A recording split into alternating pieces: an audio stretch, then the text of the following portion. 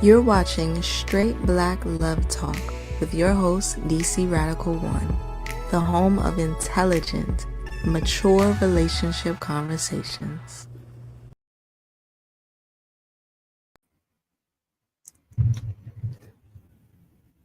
Baby 40 and straight black brown brothers and sisters. This is your brother DC Radical 1, and this is SBL Talk. And tonight we are going to have two special guests, possibly three. Sister Asha Segment will be joining us shortly, and Sister Najee will be joining us as well. So, BB48 Straight Black prior to Brother Tony. Let me first of all get my music together here. I try to figure out which one I want to play.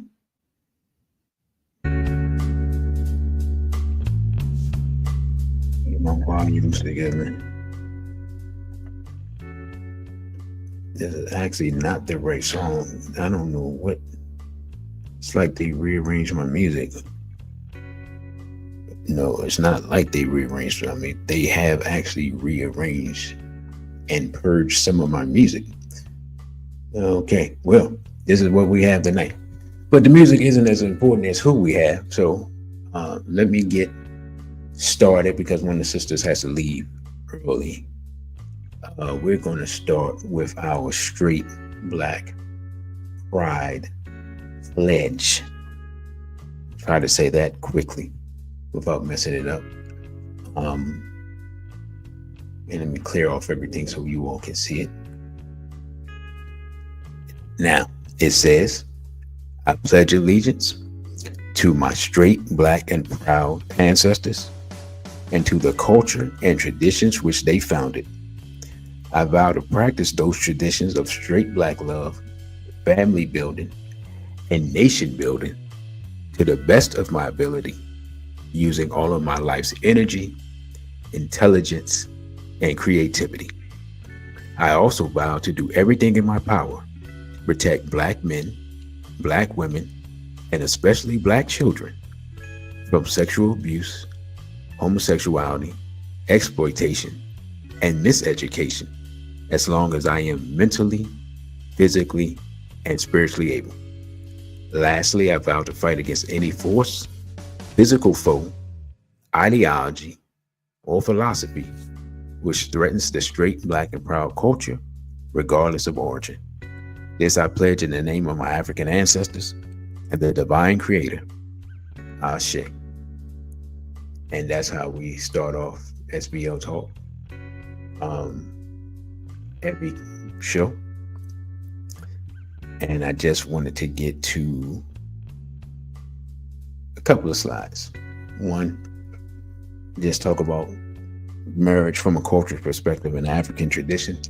In traditional African and traditional African American culture, marriage was an expected part of adulthood. In many African societies, you were not considered an adult if you were not married. Family was considered the foundational institution of the society. There was no debate about the equality of men and women, as each had their jobs to do for the society. During enslavement, black men and black women would often escape and try to find their spouses and children, risking life and limb. Black people would buy their loved ones with money that they saved up, working overtime to get money to buy their spouse's freedom. I always put that up there to remind us of how much we valued each other before we bought into the ideologies and philosophies of our enemies. Because oftentimes we forget. So how are we going to work things tonight? Tonight we're going to hear from the sisters on black love and black relationships. Remember to be respectful of our guests and remember that this is a straight black pride platform. Address these sisters as you would address your mothers, daughters, aunts, and nieces. We will take questions for the sisters after the initial set of questions by the host. Sante Sana for everyone's cooperation. And lastly, Rules of the show for those who are new here: always be respectful to each other. Never use derogatory language towards Black people. Our women are not B's and H's nor 304s. Such language is prohibited. Once is a mistake, twice is banishment. Black people are not N-words. We don't use the word. And you can speak with passion, but be respectful. Seek truth and understanding. Speak truth and avoid Zionist stereotypes about the complementary gender. Now that we have set the rules of engagement, I'm going to ask Sister Najee. Are you ready, sister? Can you give me a thumbs up? Okay. All right, I'm going to add her to the stage. And Sister Asha, are you ready? I think she's ready. All right, we're going to remove that from the stage. All right, so we got a 3-part. And first of all, I haven't even greeted everybody. BB Fold to brother, you got ripped off. BB Fold brother Tony, and BB Fold to Sister Simone. As hopefully more brothers will come in here because this is what they've been asking for. Now, Sister Najee, I can see you, but they can't see you. Is that intentional or no?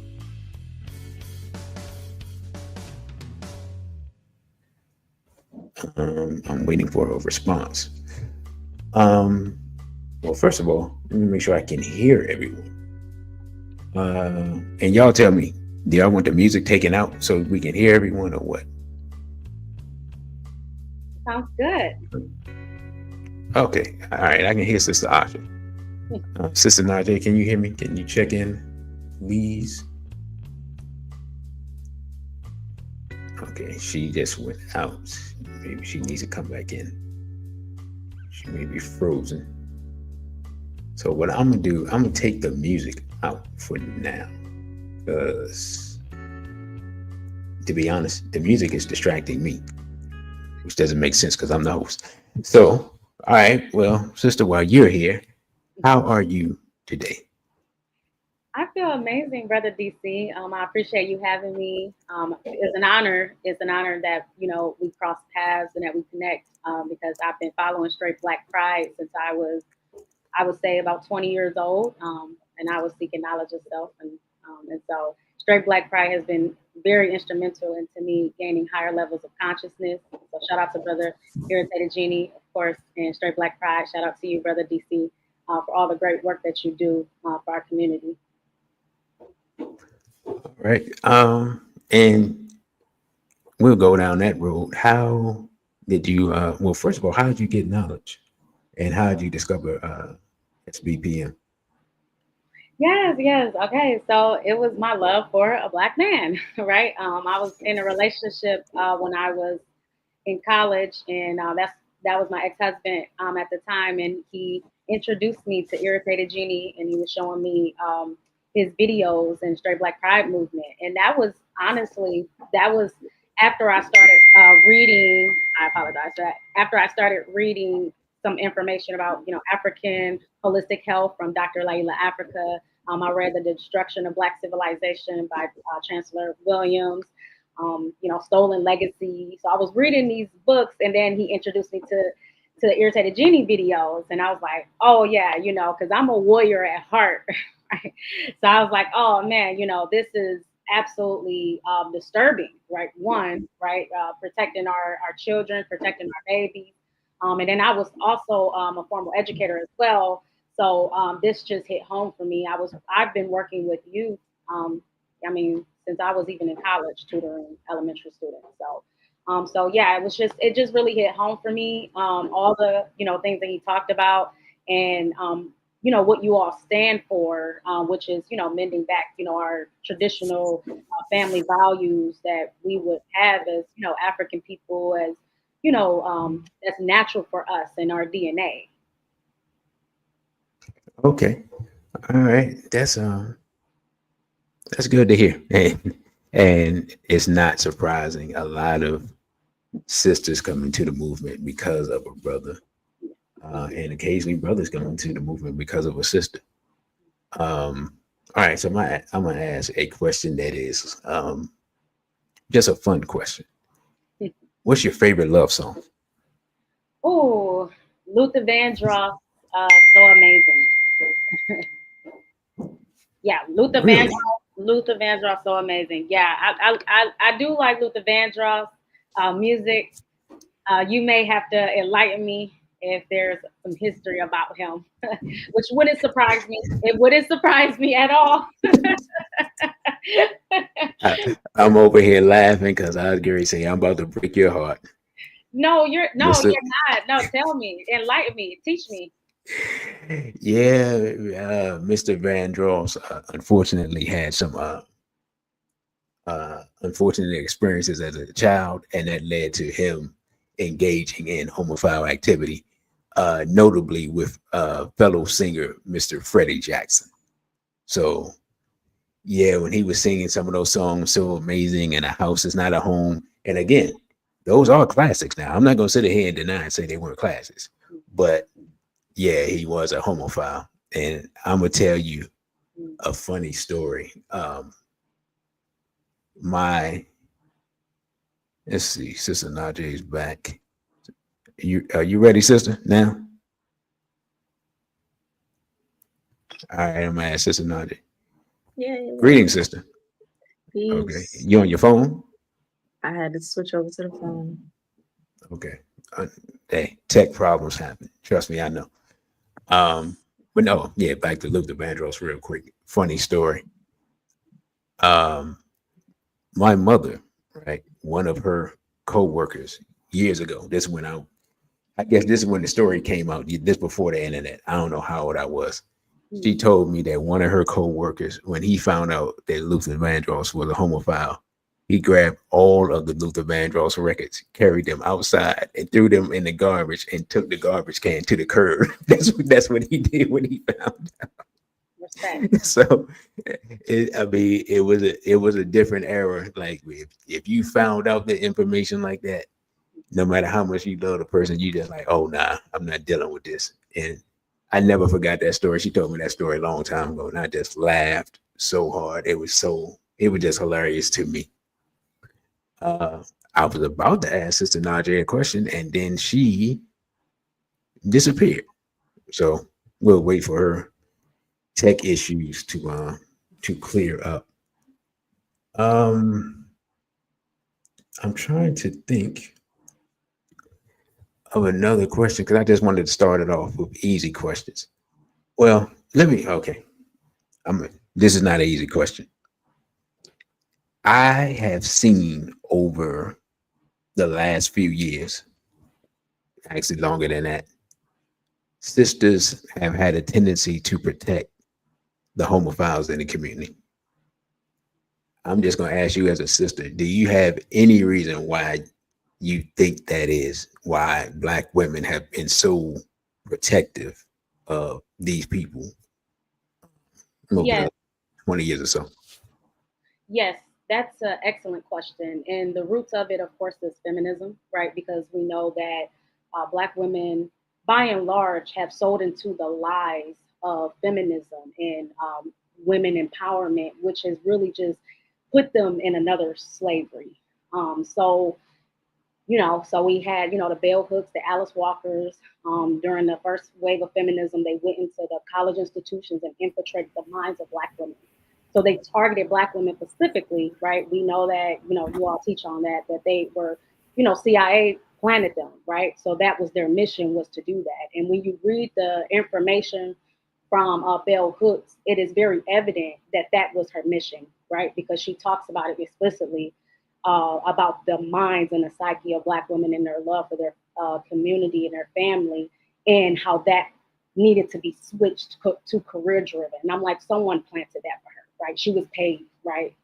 Yeah. So that's the deeper roots of it. So then when you get generations that come from that, you get the modern Amazonian woman. So these are the daughters of feminists, right? So this information comes out of my 7-year initiation. My teacher was Master Yao Morris, And he goes over this in his book, Awakening the Master Feminine. So it talks about the decline of femininity, and that's essentially what has happened, right? So basically trading off to career-driven self-empowerment, so that, crossing over into homosexuality, those two things intertwine, right? And they have to do that. It's all because it's a concept of selling your soul. So to do that, you can't not be for that, right? And then also the concept of hatred of men, right? We know that when you embody feminism, you have a hatred of masculinity. It's an attack on, Black male masculinity. So they're going to be the front lines and the cheerleaders for Black men being, gay, homosexuality, anything that suppresses their manhood, right? Because they are taking on the role of wanting to be a man, because that's what it means to them to have that equality and dominance, is to be that of a man. That's what equality means to them. So, All right. That's a very comprehensive answer. Sister Najee, are you technically ready now? You're muted. Oh, okay. I believe I'm ready now. All right. Well, first of all, greetings. Peace. Your background is mighty bright there. It's white. Yeah, I was going to say you don't have a dimmer in that room. So, well, I'll ask you the same. Well, let me backtrack because you missed a couple of questions. So I'm gonna ask a question that you're not gonna like, because I know you. But what's your favorite love song? You would start with that. That's what's funny. Come Home is my favorite love song at the moment. I know y'all don't know the song. Who's the artist? Hold on. Let me pull it up. It's gonna take me a minute. Next question. I'll put it in the chat.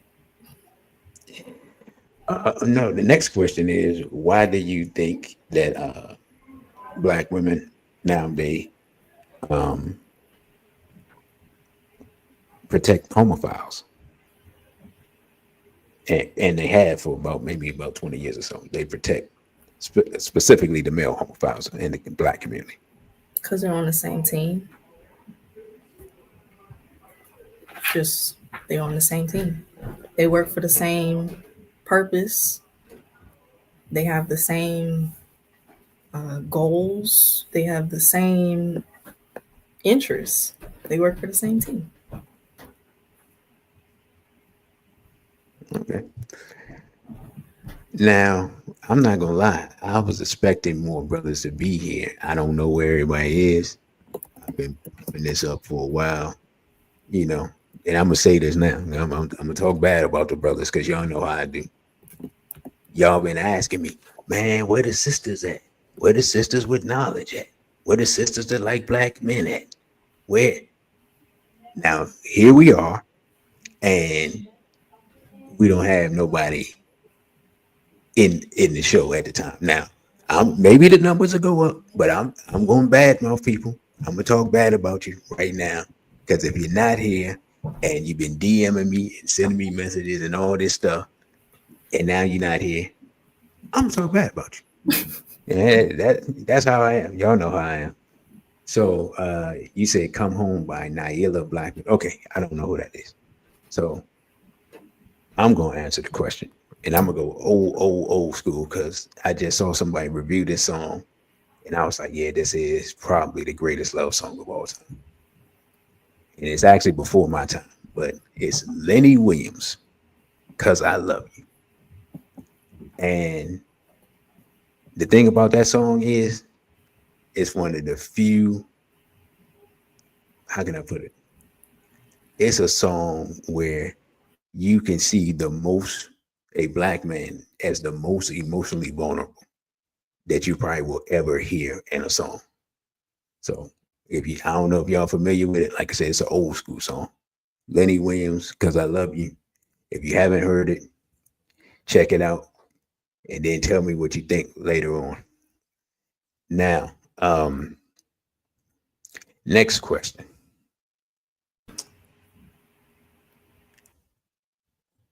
there are a lot of women who are knowingly or unknowingly sharing men. Why do you think that so many women are publicly against organized polygamy, but privately for unregulated polygamy? I'll call it. Well, this goes back to the feminism. So the feminism that's practiced today is subliminal feminism. So they practice a girl code. So the moment a black woman says, I am going to uplift the black man so that he can be in the highest and greatest version of his masculine self by sharing him with my sister, a shared love with him, that's going to automatically separate the line with her with a feminist because they're for women empowerment. So it's this concept of, again, it's subliminal and it's spiritual. So the warfare today is spiritual. And so that's why I always take the stance that for a black woman, you are not pro black family if you are not pro polygamy as a solution for black American people. As we see, right, what's happening with our families today, right, single mother households, all of the statistics that comes out of that, right, that put us at a disadvantage, in this country. So it's really it goes back to feminism, and them protecting the girl code and not wanting to be outlined, or also taking a stance, right? Because in war you have to take a stance. So you have women that's on the fence. They don't want to publicly say it. They don't want to do it. And I know this because I do the work, right? That's my purpose. So I know black women who have lived this lifestyle, but they won't say it. They won't talk about it. They will not educate their sisters about it. Then you're part of the problem, right? You're still on the fence. You have to pick a side. So that's, really what it comes down to because we are at a spiritual war. So I hope that answered the question. Very much so. Sister Naja, you have anything to add to that? I would second everything Sister Asha says. Um, the way you worded the question is interesting because I don't think that there's a lot of women that are behind closed doors happy about what they're going through. I think there's a lot of women behind closed doors upset. And when we see that, when we see well, I would say toxic femininity of people slashing tires and, breaking windows and doing all this other stuff because they're unhappy with the supposed quote unquote infidelity. So I thought it was interesting the way that you worded it. Um, I also feel as if because we don't, if you're not already in the nationhood that is practicing polygamy, it's a completely foreign concept, and we have a lot of examples of how it shouldn't work in the forefront. And so a lot of people automatically dismiss it because they're like, oh nah, I'm not trying to be no sister wife. I'm not trying, or we have real life examples of it being used against women. It goes completely against, like Sister said, the subtle feminism that we all have been ingrained with because of US, schooling systems. There's this idea that if I'm not getting at least equal in a relationship or more, then that's a relationship that's bad for me.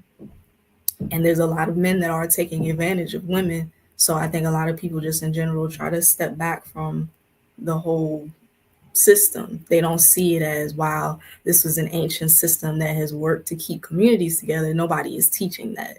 It's always from the perspective of the man get to have multiple women. So, and then that's it. We don't get into the ancient teachings of it.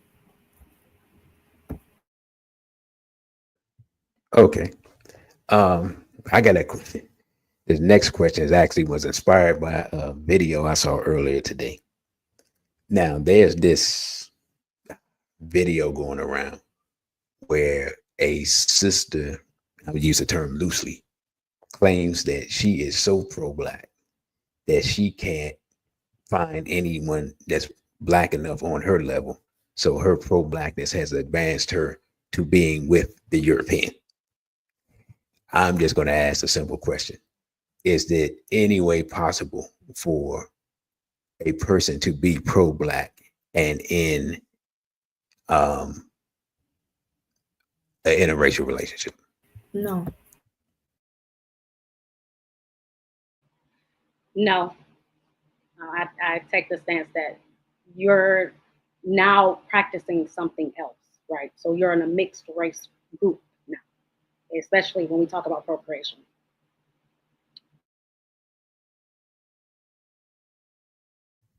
Sister Najee, or did you already answer? I said no. Yeah. Okay.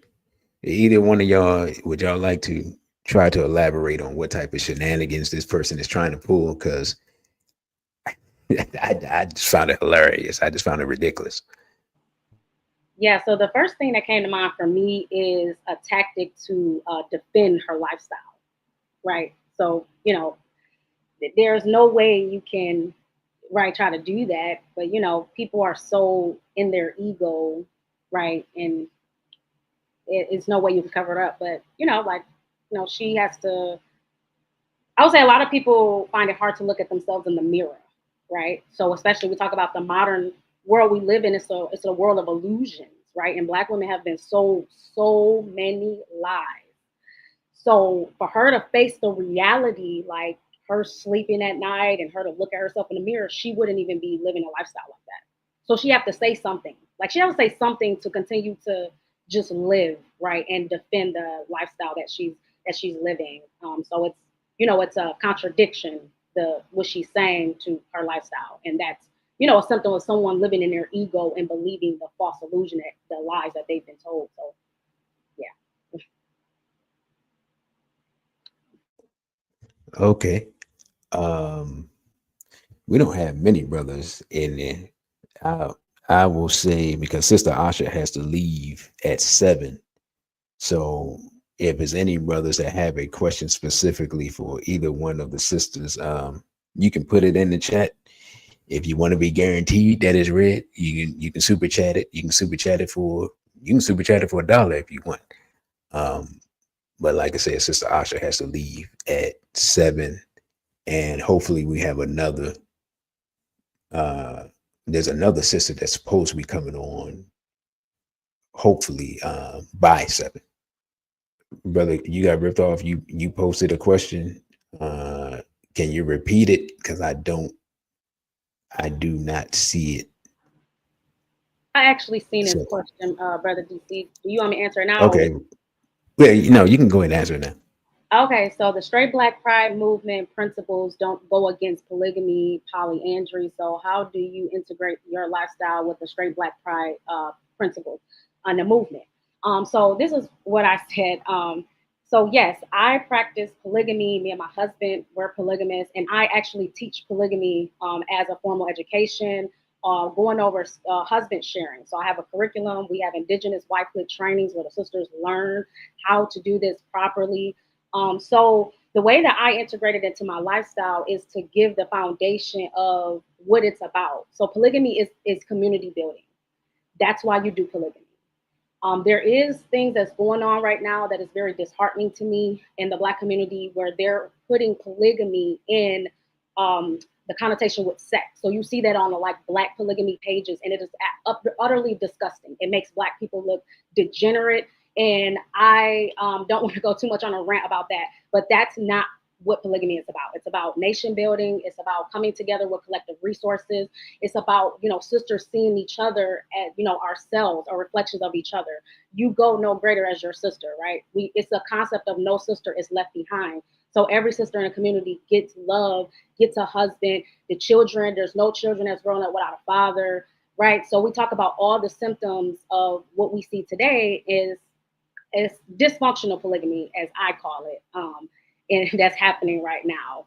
So, that's what baby mamas and baby daddies is. That's dysfunctional polygamy, right? That's Black people having it in their culture, their DNA to be polygamous, and not having the information or the infrastructure or accountability to their lifestyle. So you get that, baby mamas and baby daddies. So let's see. So integrating that into my lifestyle, that's pretty much what we have going on. So on all my social media accounts, you can look at the education is free, right? Because that is very serious to me. It was a calling that I had to do it. So all of my videos is just going over the education behind it. And then we have the Mahi community. So through my 7-year initiation, I I basically learned a life system that's an indigenous way of life to become closer to the Creator without strict religious doctrine.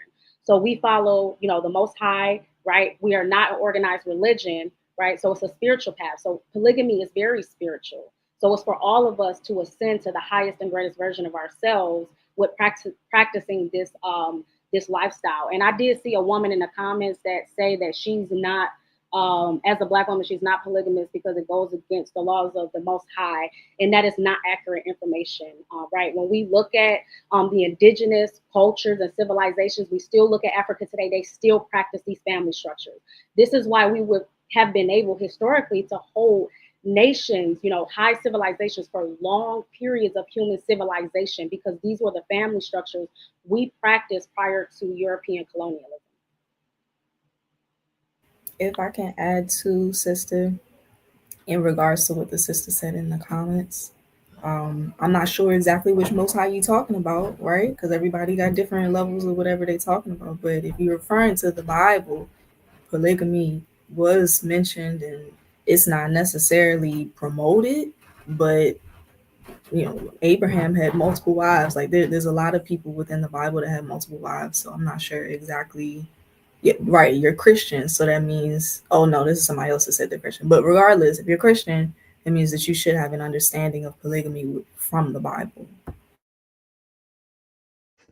Not to make this a religious discussion, but one of the condemnations of Christianity by Islam is the fact that Jesus did not live a full life of a man, and thus he was not a good enough example, which the Muslims claim is why Prophet Muhammad came to live as a man. So you see, different religions have different perspectives, because you can't really, if we're being honest, if you're a Christian, you can't be as Jesus was and then say that he was also God. So you can't live his life. You see what I'm saying? So he can't even really give you the example. He didn't have, publicly, as far as we know, he didn't have a wife. What teachings can he give of that? So different religions give you different understandings, and that's why I have always believed that they're all incomplete. Because if you take them separately, you have the type of confusion that we have nowadays. That's not to disrespect anyone. I'm just saying, when you have studied all of them like I have, you find that the root of them goes back to ancient Kemet. And that's where the complete teachings were. And they've been broken up and spun off into different things. But we're done with the religions / spiritual part of the discussion.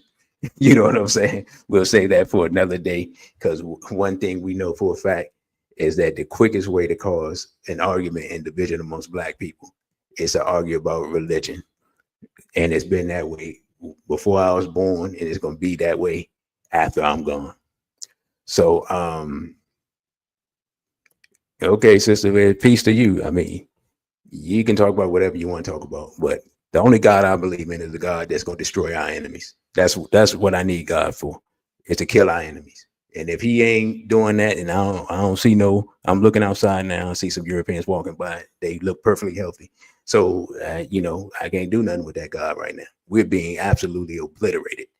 And I just come here to tell the truth. I've been telling y'all for years now. I told y'all that Trump was going to do what he doing in DC 2-3 years ago. Brother, you got ripped off. He'll tell you. When are we going to get serious about trying to survive Armageddon? I ain't talking about the biblical Armageddon. I'm talking about the Armageddon of Black people being exterminated in America, which is taking place right now, at this moment. So if we can come up with solutions to that, which I'm not saying that polygamy is the solution. I don't think there's any one solution, but if we can come up with something that is a solution, I think you can at least look at it. You don't have to participate in it, but to denigrate it, I think is short-sighted. Now, Brother Safo has a question, so let me bring that up. Brother Safo says, how do polygamists / polyandrous keep from coveting one spouse more than the other? I see men getting current wife and poly but leave her for a new wife. That's an excellent question. Sister Asha, you wanna take that question?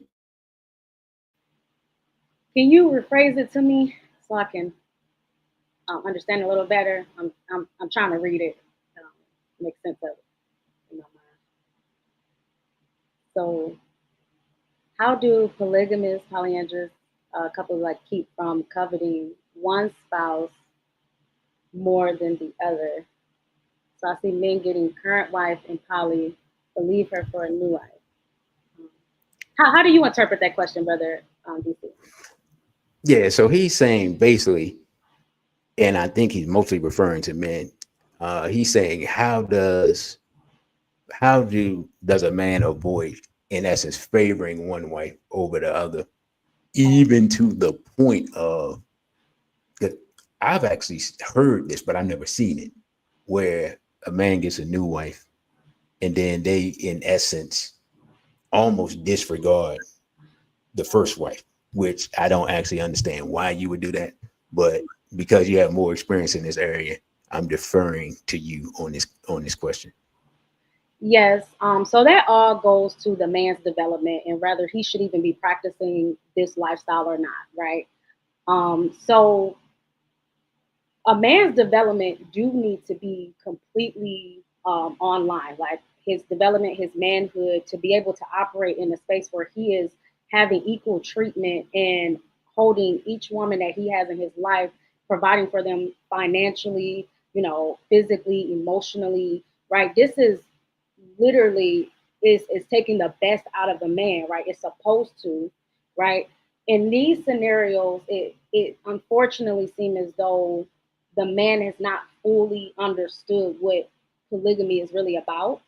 And a lot of this also comes from us not having the formalized structure for it, right? Like a brother would be told by like a council of men elders, and molding him to be able to be the leader that the wives need, so that all of the wives' needs are taken care of and everything is staying harmonious, right?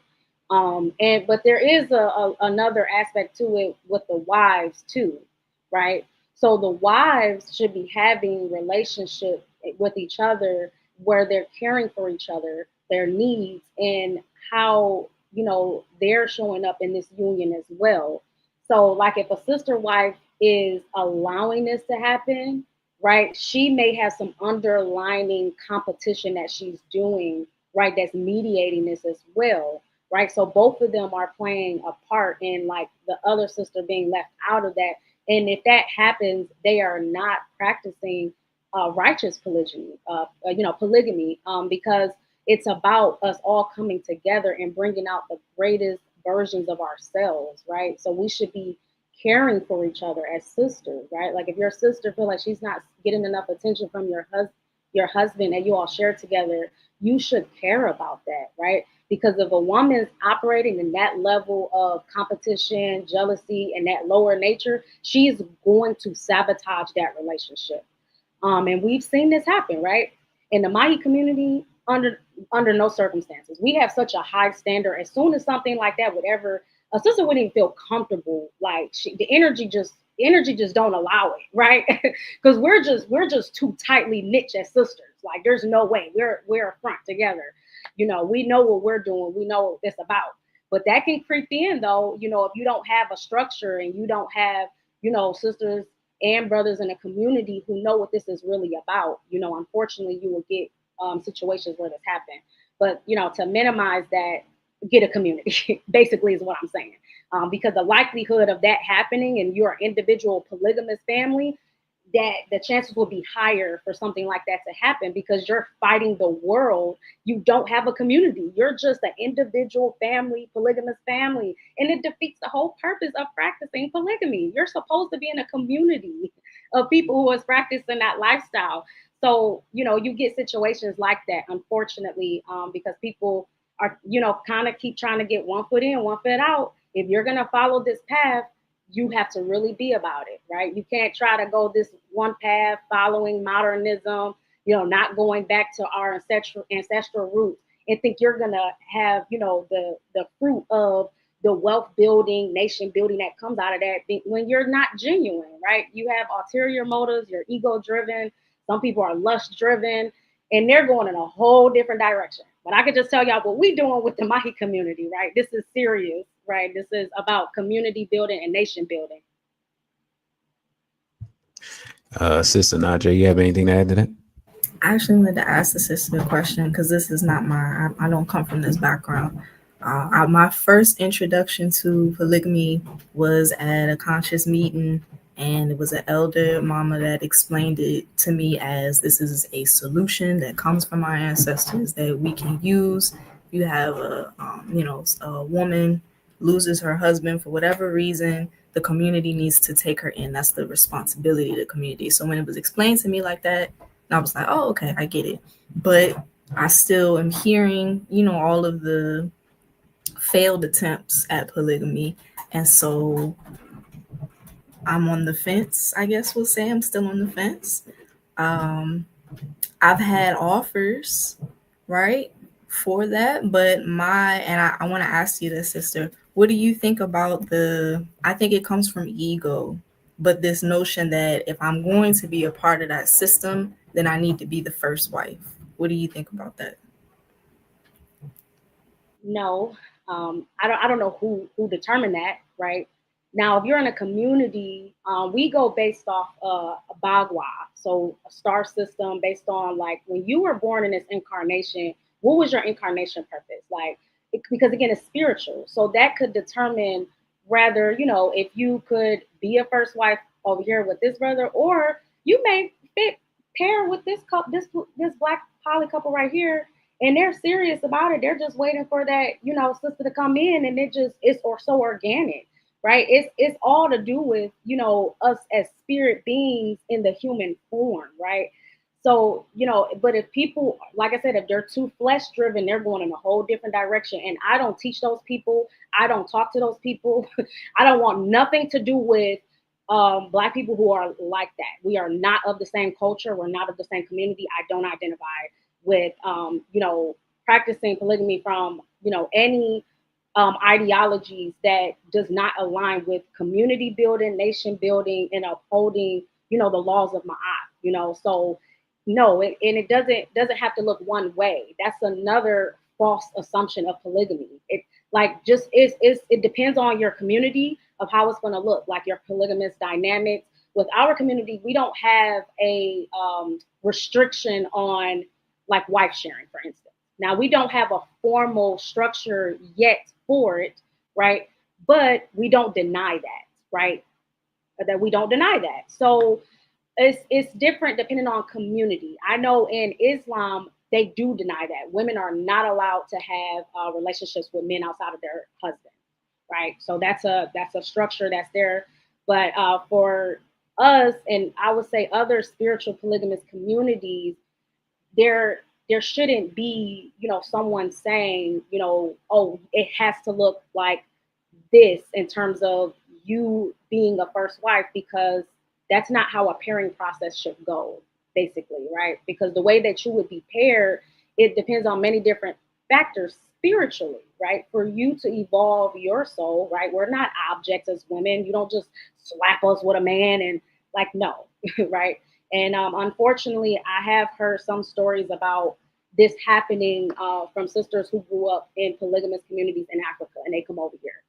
They say that, unfortunately, that they have not had good experiences because they said it's kind of like, I had a sister from Cameroon. She said it's like, oh, you turned 13, and it's like, oh, here, pass the woman off, pass her off. She's getting married. And another sister, she was Nigerian, and she grew up in a polygamous family where there's multiple wives, but she's like, there's no spirit involved. And not to touch too much on it, because I know, there is obviously positive examples that I'm sure exist.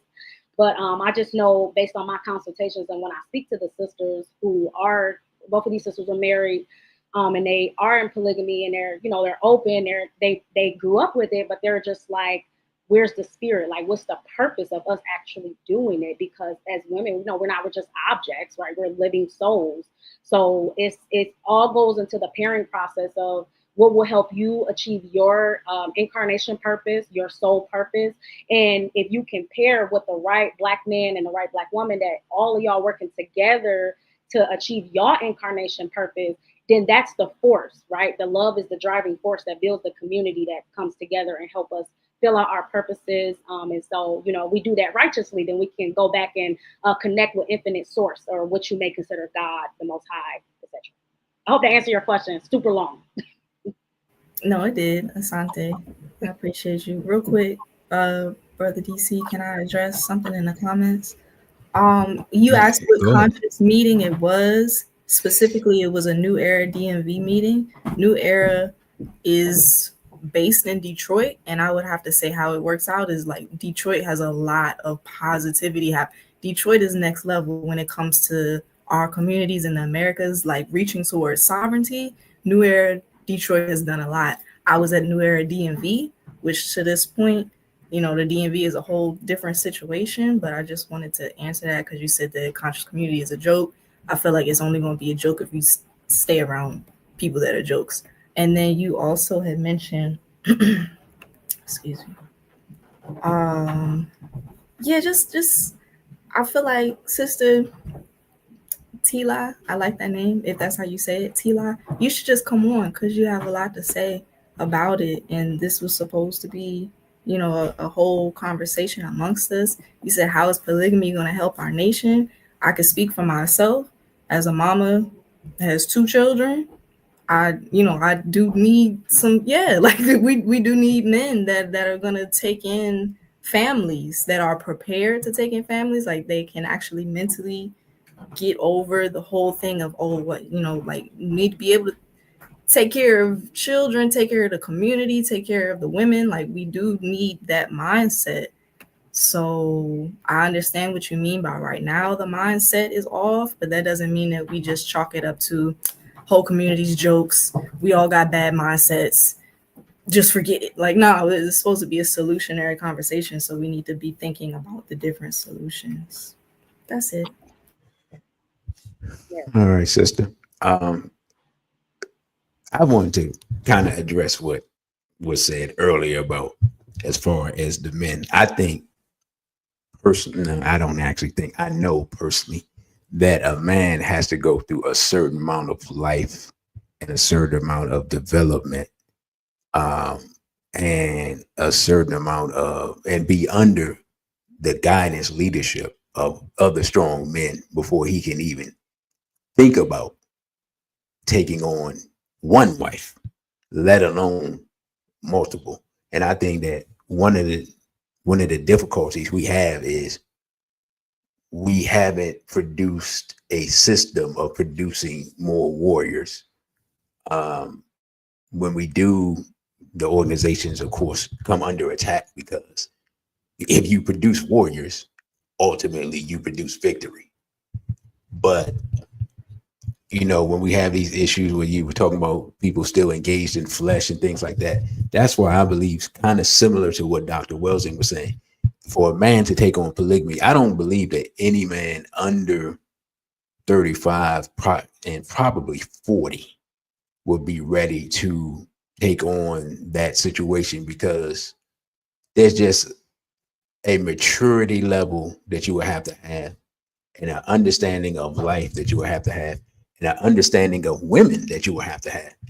And in this modern context, there's a lot of men are underdeveloped in their interactions with women. Like there's just a lot of men, they don't have a lot of experience with just interacting with women in a non-sexual aspect, right?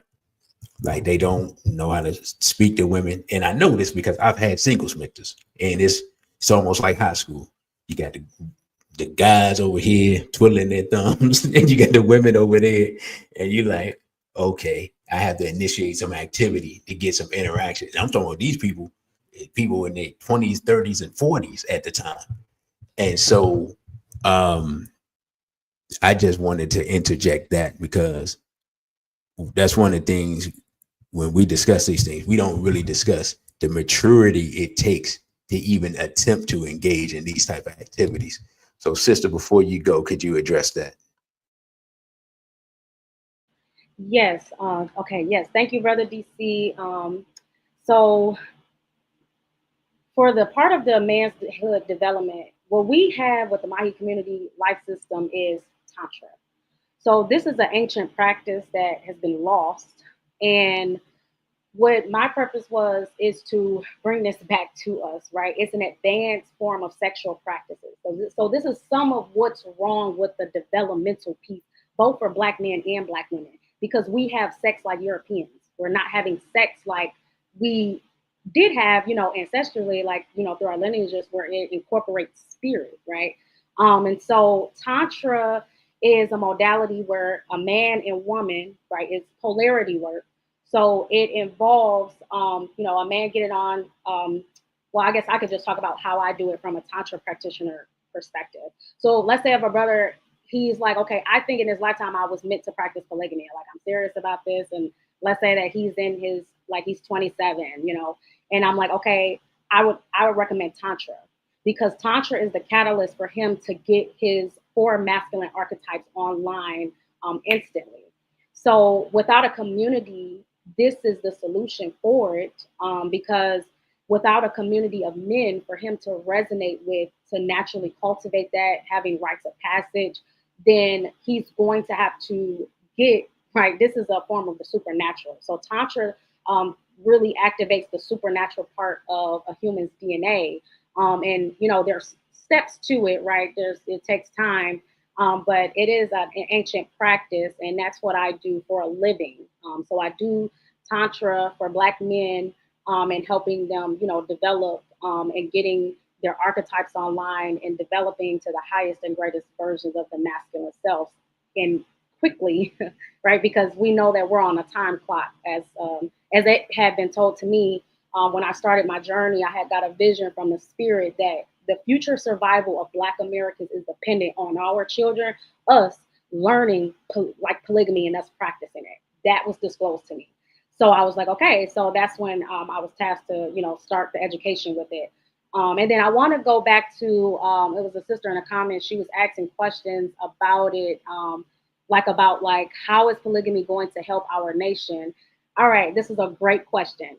Well, remember, we have no nation if we're wearing European clothing, we're speaking a European language, our children are going to their educational schools, right? We don't have a community. That's the whole point.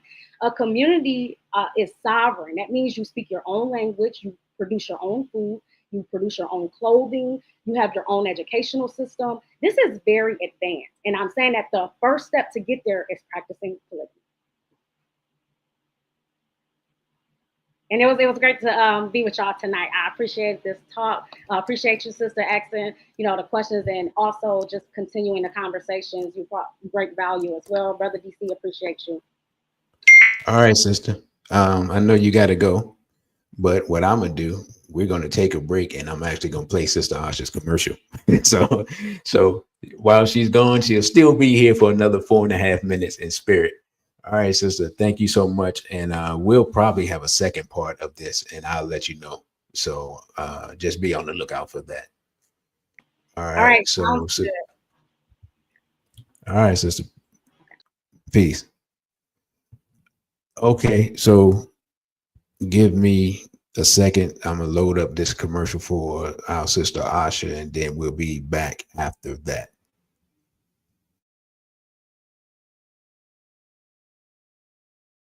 Is Asha segment reporting to planet Earth. We have ascended to the fifth dimension. All right, guys, fun conversations today, serious conversations today. So, we're going to be talking about the new age polygamy in this new growing economy. I am based here in the US in 2025. My name is Asha Sekmet, and I am a Tantra practitioner, oracle, spiritual guide, and I am here to build a sovereign community of like minded souls based on water culture. This is a culture that represents what you would consider Black people on planet Earth, the true system, spiritual system for my community called the Mahi community. We have a pathway to become closer to the Creator without strict religious doctrine. and we follow natural law, reciprocity, and the laws of the universe.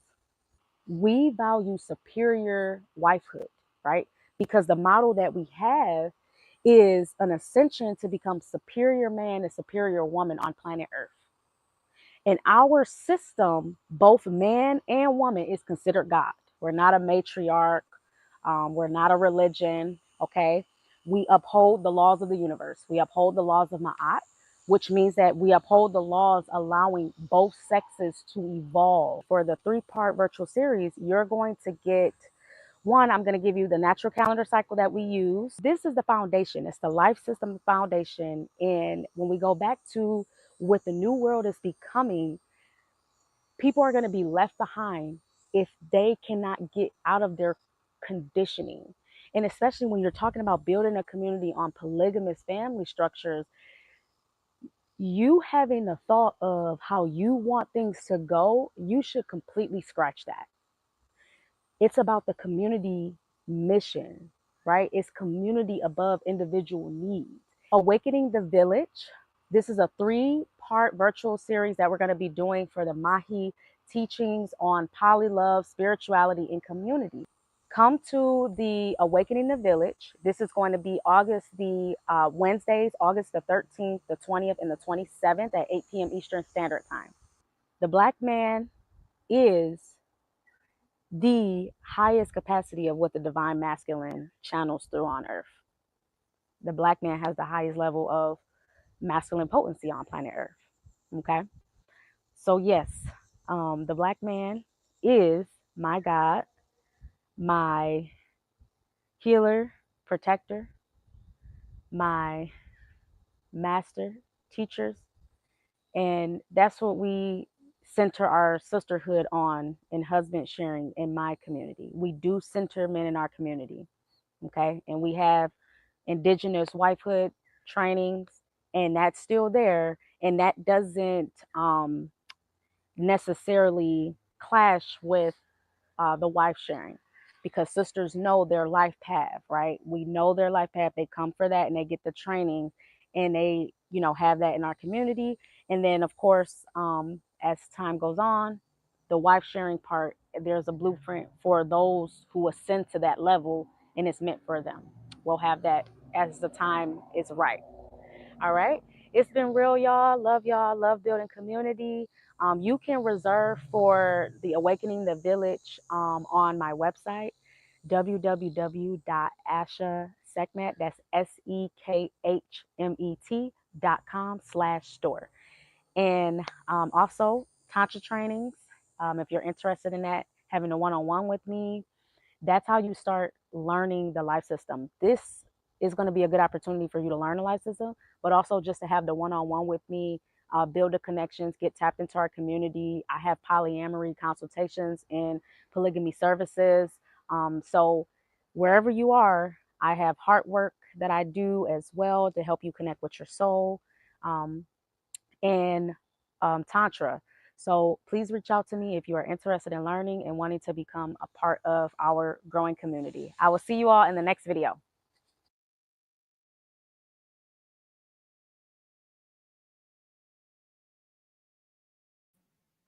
All right, that was our sister, and I am looking, not looking, waiting for. Let me see, make sure the sister didn't sneak in the chat while I wasn't paying attention.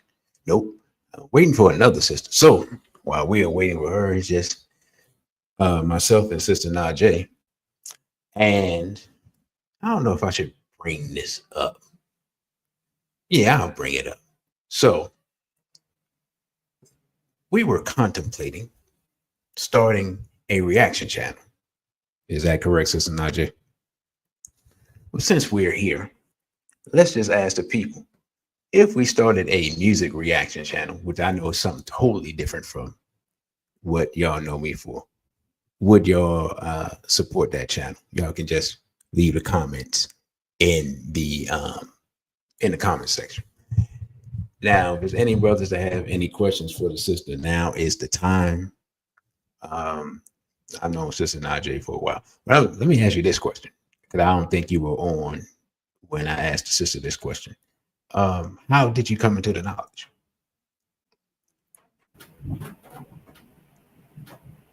I was born into being an African, and so coming into the knowledge of our war front was multi steps. I would say um, the knowledge started to stream in from my first pregnancy because I knew that I already remembered that I didn't want my child to go through the experience that I went through in school with the schooling system.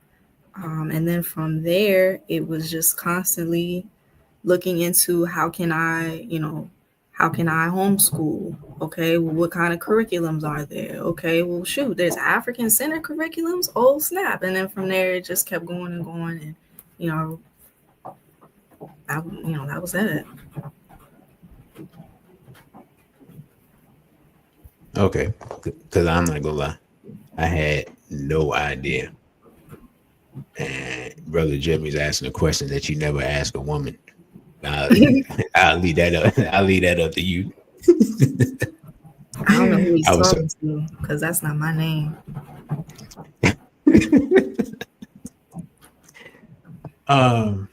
Okay, next question. BB4A and Straight Black Pride, brother Desaline Sankara. I haven't seen that brother in a minute. And BB4A, the brother Elijah. So people are streaming in late. I'm just going to assume that people just getting home from work because we did start in the middle of work time. I just lost my question. Greeting everybody. What was I getting ready to ask you? Okay, well, here's the next question. What even made you contemplate the whole polygamy thing?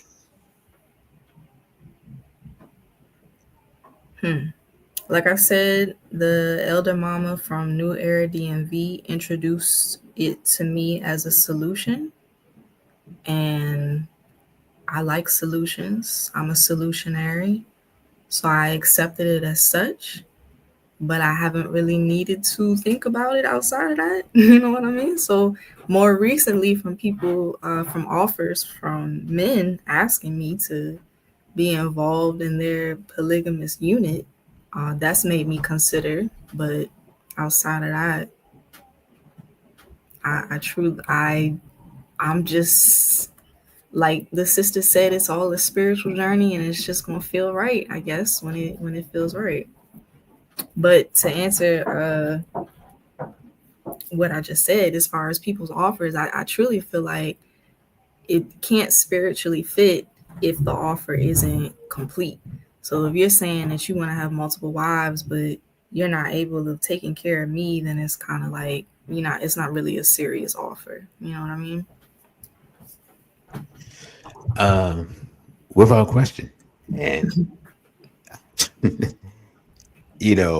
and that's one thing I did want to ask the sister before she left, but I didn't get a chance to, is how does her community deal with the economics of polygamy in modern America? Because I mean, y'all have seen the data and statistics that I have put out recently. We're not well economically, and we're not set up to be well economically anytime soon. And in fact, we're inside a society that is not well economically, and is actually getting to the point where now I'm starting to see Europeans admit it, which is the first step to getting better, is admitting that things are not going well. And maybe they will wake up, but that's another story. We're not here to talk about that. This is SBL. Right. We're not here to talk about, we save that for the center. I'm going to ask any brothers, do they have any questions? Seemingly, most of the people seem to be mesmerized by Sister Tila and her thoughts. So I'm just going to ask if y'all have any questions for the sister while I wait to see if this other sister comes on. You have anything that you want to express while we're getting ourselves together question-wise? As far as what topic? Yeah. Okay, I'll ask you this. As long as I've been in the movement, right, and We know that's a long time.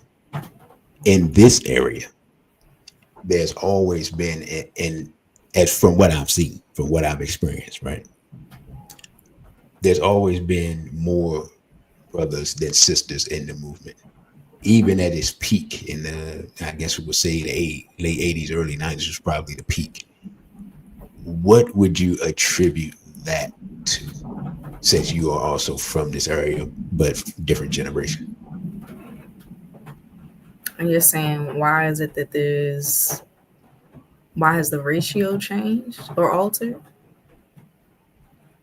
No, I'm saying, why is the ratio, why has it always been out of balance? Like, why has it always been more men than women? A quick answer would be, if men are leaders, then of course they need to be first on, like they need to be ears to the street for that kind of sovereignty mission. So that would be just my first answer as to why there would be more men than women within the movement.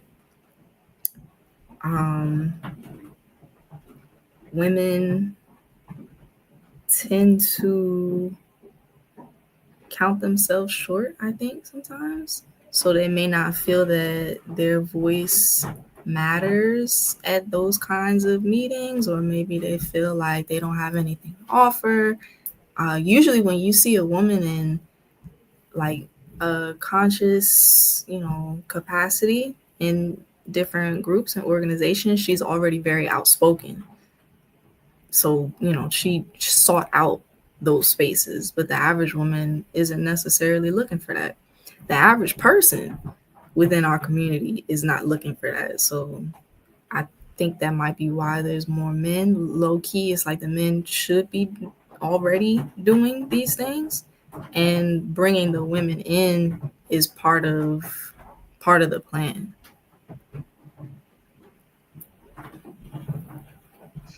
Okay, so basically what you're saying is we as men have been failing as far as bringing the sisters in. Okay. Beyond bringing the sisters, failing on where is the bandwagon that we supposed to hop on. Well, I have explained what happened to the modern movement. That was that the last lecture? Or, well, I had a clip up explaining that, the homophiles killed that off, and people didn't want to address it. And as y'all know, BPM were the only people who stood 10 toes down. By the way, I am going to release the old minute video for that. So look out for that probably this weekend, and it'll probably be about half an hour long. So I had a documentation with Dr. Khaled and Melina Abdullah, and I think it's one more video with that. So be on the lookout with that. That is a very important video for people to know and understand what took place. There's one other thing I want to, first of all, let me greet the integrated school psychologist. Peace to you, sister. I wish that she had the ability to come on, but she said that she couldn't, but she would try to check in. So that's cool. If you got time now, sister, you can come on. I'll send you the link. Just DM me on Instagram. Something I want to announce real quick that is not related to the conversation, but just to let people know. Our brother in Haiti, brother Cherizier, the Trump government has put a $5 million bounty on his head. So I'm gonna do a video on that. I'm not sure what the situation is on the ground in Haiti, but I did see that, and it's I'm actually kind of caught off guard by it, but I shouldn't be, because I kind of know who's behind it. Trump has completely bent over for the hats. And so this is a hat assignment, because he is, and I'm just going to say it, from what I've seen, he's the revolutionary leader of Haiti, and he's stopping the hats from destroying the nation and running off with the wealth. So I mean, the reality of the situation is when you become a revolutionary, you never know, right? I had a weird situation today. It could have been nothing, but I was out and about where I normally am, do my morning workouts, and some random person drove past me and then turned around and drove past me, did a whole U-turn and then drove past me again. So I dipped the other way and I saw them and they was, kind of like waiting in the cut. And then when I came back around, they were gone. That could have been nothing, right? But, I fall into a habit of being in the same place around the same time. So it just set my antennas up. So could have been nothing. But in the case of our brother, it's definitely something. The government doesn't put a bounty on your head unless unless someone above the government has put the money up. That's what I'll say to that. So I'll do a video on that, and I'll contact Brother Genie and see if he has any additional information. When hopefully he comes on this month, and he'll be able to give some insight into that situation. So, but I just wanted to bring that up for the community. Yeah, brother. Yeah. Yeah, brother. So, not to bring people down with that, but I just want to put that news out there. It's funny too, because as well as I know, not Sister Najee in this form, it's like, okay, what other questions do I have? All right, here's a question. How can we get our sisters to allow their sons to be trained as warriors? Because I remember having this conversation with a sister one time, and it was funny because we were talking about, brothers going out and doing this and that and so forth, so on. And the sister was like, yeah, I want that to happen, but I don't necessarily want my man to have to go out there. So I'm thinking, if you won't let your man go out there, you certainly don't want your son going out there. And I remember having a conversation with my mother when the Trayvon thing happened. And I just hopped up and I was out there, and I was out wherever, people was meeting and protesting and whatever they was doing. I was out there, and she was like, yeah, I knew you was going to do it, but I knew I had to let you do it because you a man. And we had that conversation. But just as a mother, what do you think about that? Allowing a man to be a warrior? Why? Or even some sisters who are either they already know their son is in the movement, or their boyfriend or husband or whatever is in the movement. Just talk about how those emotions and thoughts from a sister's perspective. It's something that's going to be heavy regardless of if we can prepare a woman for it or not. I know that the best way to do it is to show them without their needing to be casualties, show the women that the men can protect the community. So if we started small with just a community watch and a softball program for the community, and we saw the good that men provide to the community without there needing to be without there needing to be casualties, I think it would slowly build up the trust, the faith, we gotta let go. I would need to be able to let go and let God, right?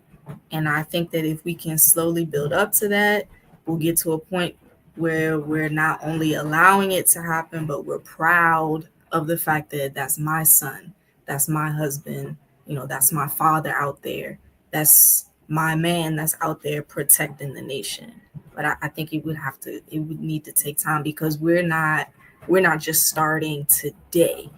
We're using all of the trauma watching our men be violated for hundreds of years now. So we've been beaten down to this place of, just the paranoia. Please just go along, like us telling our men to just go along with whatever the police says, just do it. Whatever the white man said, just do it. We're so ingrained because we're still running on survival. And I think that if we could slowly start to, like, for example, in Baltimore, they have an Asafo program for the young warriors. I think it ranges like 10 to 15 or something like that. But that's the perfect time for a mother to say, all right, I want my son to be doing something productive. I want him to be building positive relationships with people that are his age, as well as community leaders. Put them in those programs and see, okay, it's not just I'm sending you off to fight in the war. I'm sending you off to learn how to be a man amongst men, and then just slowly start to build up. And then when the time comes, the son is going to have to say, look, mom, you have to trust me. You have to trust me. Right. I got to trust you. And then from there, I think we would be good to go.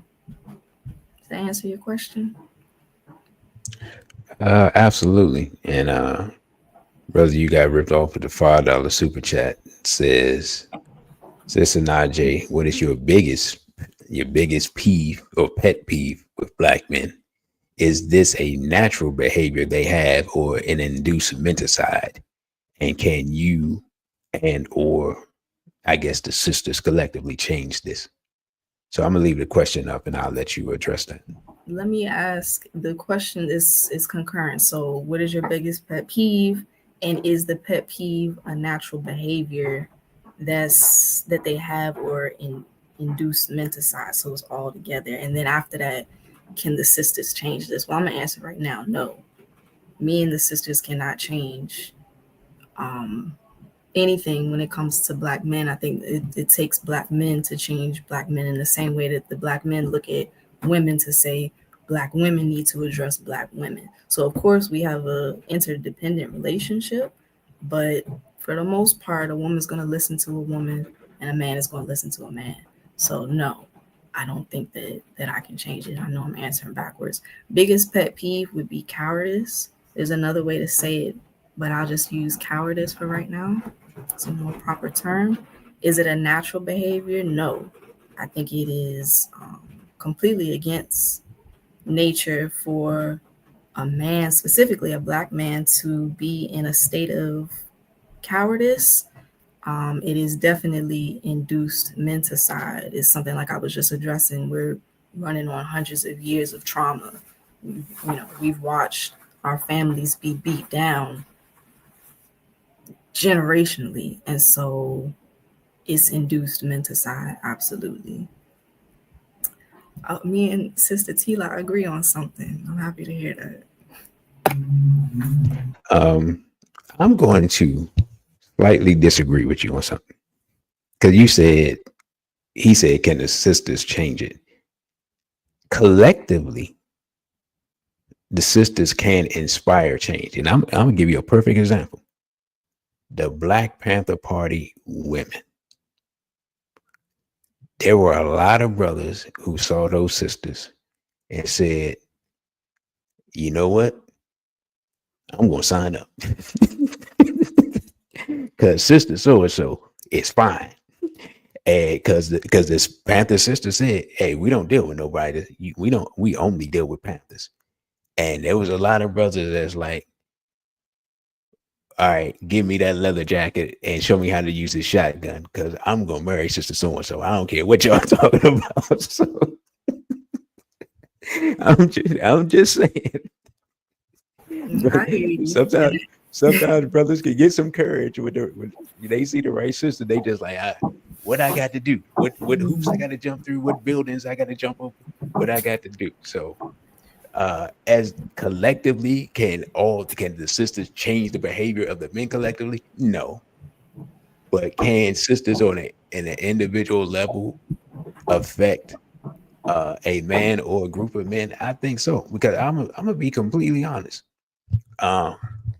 When sisters support brothers, like when I was in the nation, and we were drilling and stuff, and the sisters were cheering for that, and you knew you had the responsibility of protecting. You got to protect the mosque, you got to protect the speaker, but you also got to protect those black women. If it's a sister in there that you like, oh, your drilling gonna be on point. Them paper sales, they gonna be on point. You see what I'm saying? Your bow tie is gonna be fresh. That white shirt is gonna be crisp. All I'm saying is, in my experience, maybe not nowadays, brothers' testosterone is going down. Maybe not nowadays, not so much. But back in the day, oh yeah, sisters could definitely induce some brothers to thank you, brother, induce some brothers to do some things that they wouldn't normally do. I'll say that.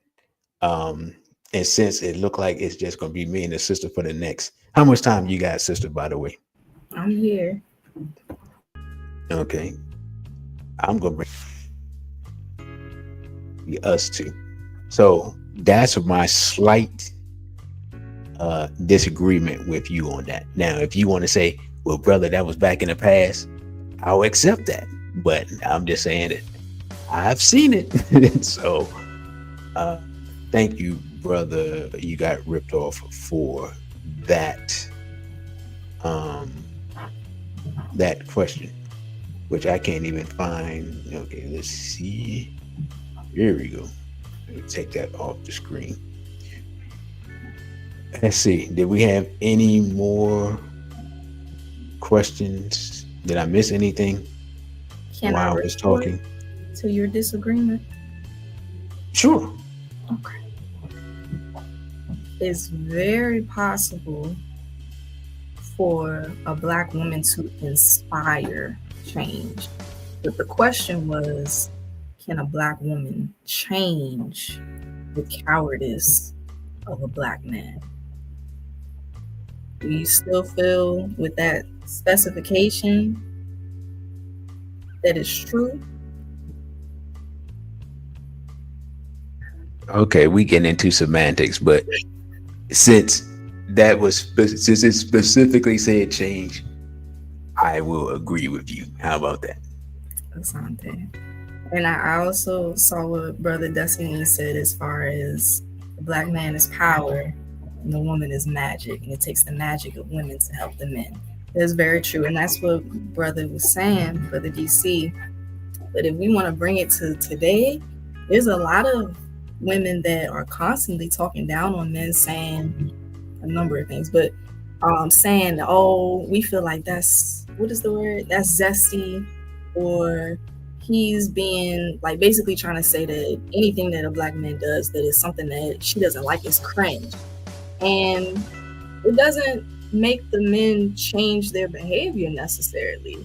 I think speaking for today, online, for the most part, I think that a lot of black men are just looking at the sisters now like, she just talking, she just complaining.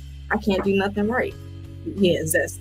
I can't do nothing right, so why am I even go back and forth? The divide between men and women out there in the black community at this point is people are headstrong in their opinions more. I don't want nothing to deal with a man, or I don't want nothing to deal with women. I feel like that kind of goes to show that it's not supposed to be the woman telling the man like, hey, look, we need help, because we've been doing that. We've been saying that, right? So now all of a sudden we'll be saying, oh, these black people are cowards. Your sound is going in and out. I don't know if it's me, but it sounds like your sound is going in and out. How about now? Is it any different? Yeah, it's better now. Oh, okay. But even though you're right in front of the camera, it seemed like it sounded like you were moving away from the mic, which I don't understand why, but maybe that was only on my end. Brother, I think that was Brother Jimmy said, how come there's not a female Dr. Umar who is let me see, who's waving her finger at black women about dating outside their race?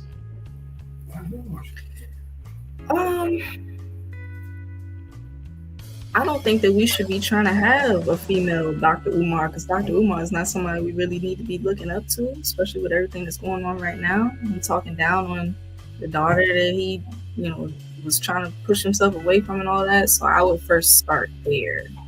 I understand the point of the question was to say we need to have the equality of a woman saying, I don't know what you want a woman to wag her finger at other women, and I'm gonna tell you right now, that's not how women work. Just because one woman says, "Hey, you shouldn't do that," you think that like makes the women say, "Oh, I'm not gonna do this." Nah, that's like it don't work like that. It would take more than that. I don't have the answer right now, but I know that's not gonna work. The swirlers of our community are going to swirl regardless of a female Dr. Umar or not, because it's about survival.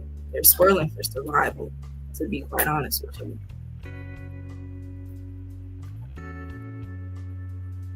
All right. Well, that's interesting. You said they're swirling for survival. Can you elaborate on that? I feel like it's self-explanatory, but sure, they're swirling to survive. Because to me, jumping into a shark pit to survive doesn't sound like there's like, no, that's not how that works. So, right. No, I hear you.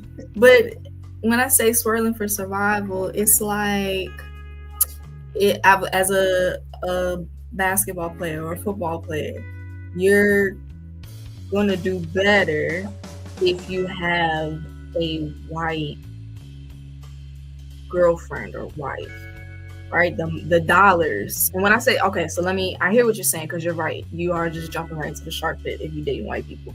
But if you're looking for money, if you're looking to quote unquote get out of the hood and acquire the resource that open up the desires that you want in life, then you're going to go towards whiteness. So having a white husband means I'll have more money. That's just the thought processing of most swirlers. More money, more resource, more access. That's what I'm like. So basically what you're saying is it's acculturated prostitution. That's what I call it. Acculturated prostitution is like prostitution, except it's long term or it's undercover. Yeah, you understand what I'm saying? So like because again, this is actually something that European females used to do. You're young, you're attractive, find some older dude with some money that's established, you marry him and hope he dies soon, right? Like European females. I can't remember. There's somebody that was famous back in the day, but I can't remember. But she married some dude that looked like he was 80, 90, 100 years. I don't know. Guy looked like he might have been in a wheelchair when they was married. Like that's how old he was. So yeah, that's when I think of it, because I've seen lately, like sisters. I didn't know what was going on. She wasn't a sister. I saw a young black woman, looked like she was around your age, right?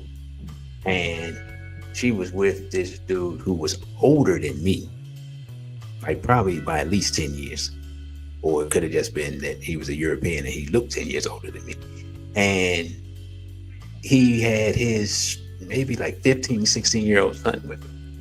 And so I'm looking and I'm just like, what is even happening right now? You know what I'm saying? I'm trying to figure out the dynamics. And then when she said, babe, something, I was like, oh, these people are together. And I'm like, his son is too old to be her son. And he's old enough to be her grandfather. The whole thing was crazy. But I say all that to say that I have noticed more and more of that lately.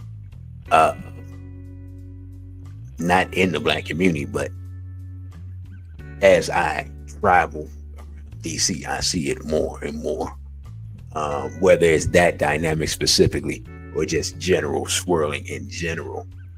So my question is,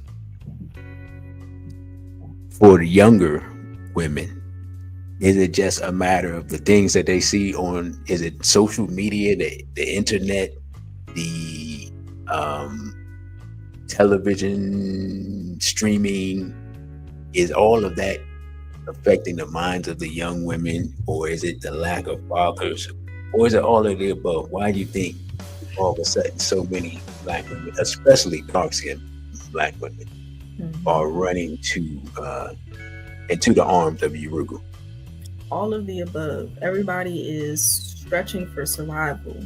So if you look at the amount of people that are aspiring to be rappers, it's not necessarily because they have studied the art of hip hop. It's because, all I gotta do is say a couple tracks and then I get paid. Bet, let me go do it. That's what we're all doing in all different kinds of ways. What? All I gotta do is get my CDL license and then I can drive around. Bet, that's what I'm gonna do.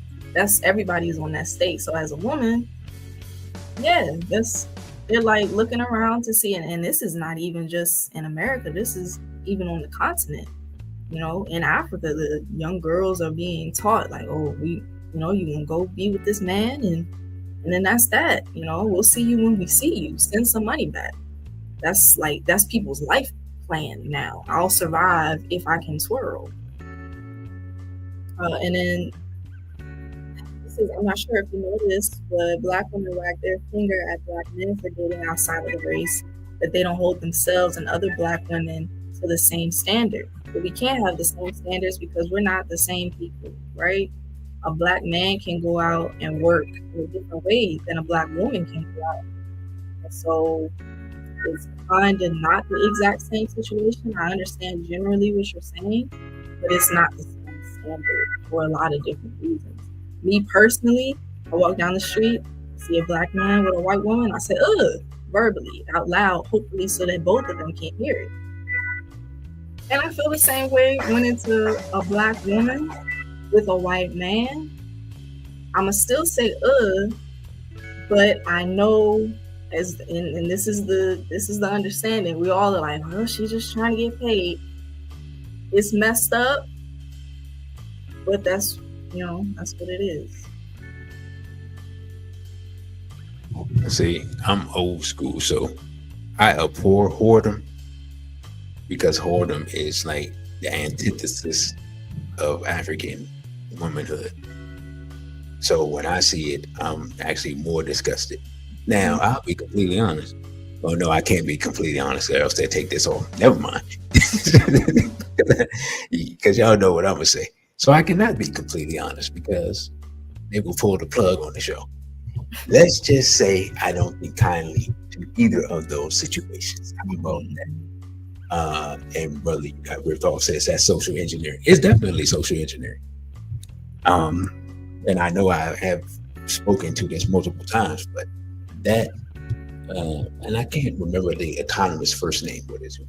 Werner or whatever, German economist. When he talks about how money is made, you'll never look at anything the same again. And what the bad part is, I knew this stuff, but the way he broke it down, it's like, man, it's even worse than I thought. So we're definitely engineered, but as somebody who's just always been rebellious, whenever I see people just going along and get along, I'm just like, coward. When I see brothers with European females, I just think coward, because I know that if it hits the fan, this person is going to stand in the way of liberation without question. He's going to be willing to put himself on the line for Yurugu or for the hats. You know what I'm saying? So I'm not gonna lie, I find it absolutely infuriating and disgusting. And yeah, I just wanted to say that publicly. And now I realize that I have not even mentioned that this is SBL Talk. I am your host, DCRADICAL1, here with Sister J. You can follow me on my social media on Instagram at dc.radical1. on Twitter at DC_Radical_ONE, on OTW2, which is a Black-owned platform at DC_Radical1.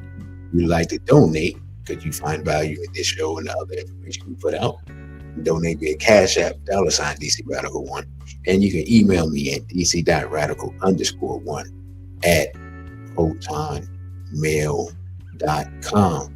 And Sister Najee, I will give you the opportunity to mention your social media and your website, and let us know what you have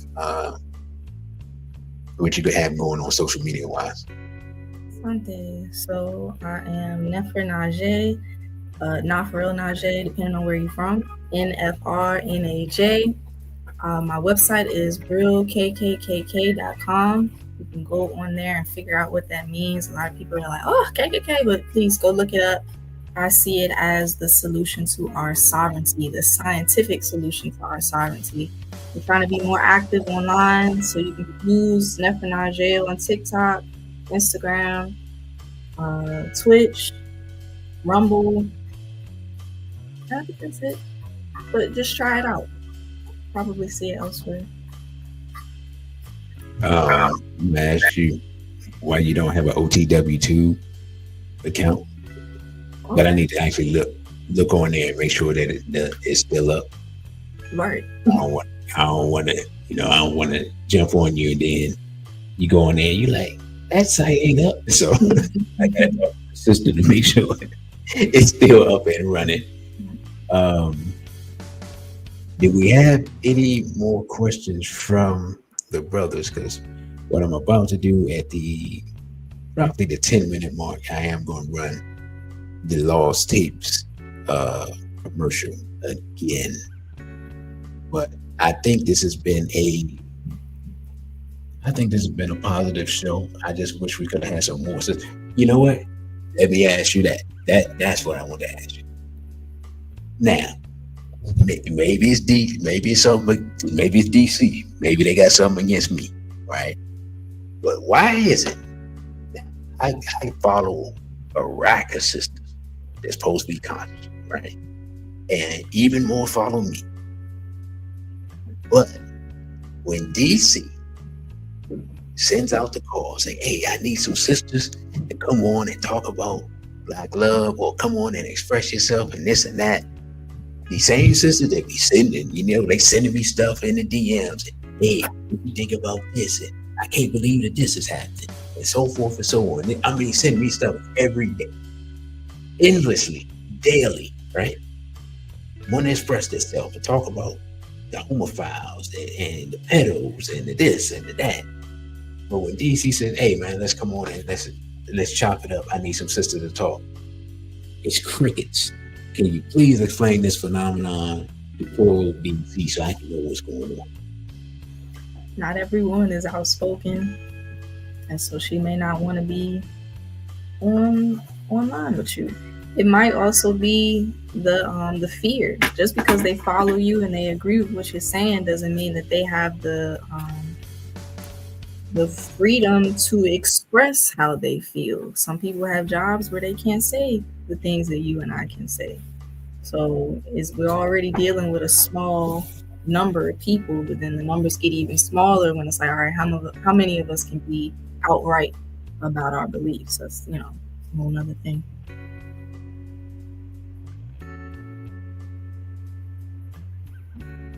Okay, I can't argue with that part.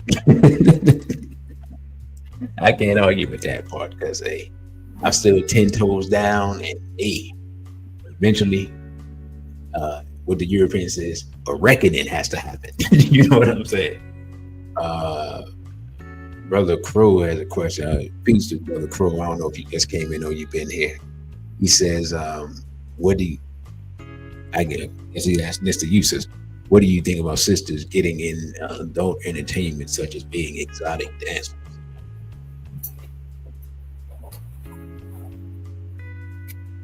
What do I think about it? I try not to be judgmental, because I know that we're all actively at war, and depending on where you are in this war, depends on the trials, tribulations, and opportunities that come up for you. There's some people that have seen adult entertainment as an option for them.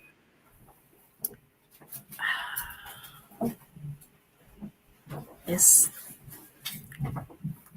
it's like we're living in two different worlds, right? So we're living in, as within the African centered community, we're living in, all right, this is the world that we need to be in. So that means we have to act a certain way. We have to follow these principles. We have to prepare a place for our children, for posterity. You're living in that world, but at the same time, you're living behind enemy lines. So it's difficult to apply the world we should be living in the world that we're living in today.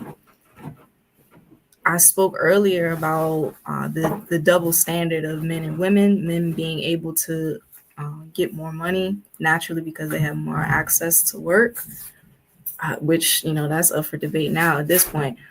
But I think that for the most part, a man is going to be able to go out and get money more or better than a woman can. That means that a woman doesn't have as many options, especially if we're talking about a woman that has not been told that she can use her mind, or hasn't been told that if a woman, which we tend to do, we tend to only really tell women that they're beautiful. Wow, you're so beautiful.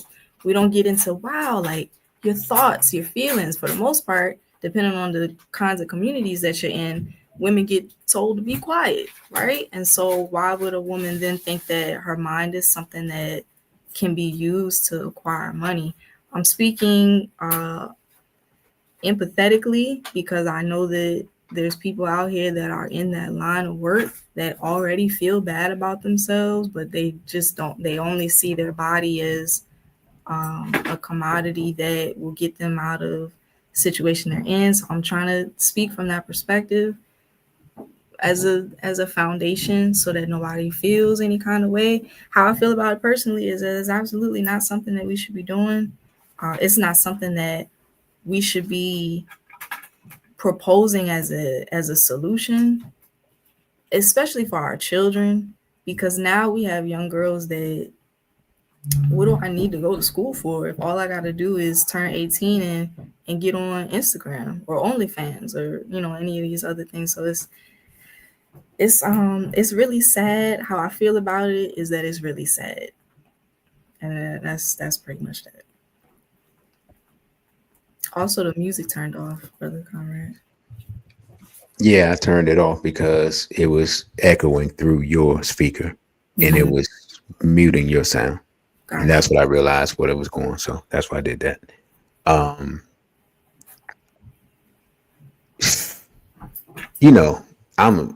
That question, of course, I'm against it. And I just say this though.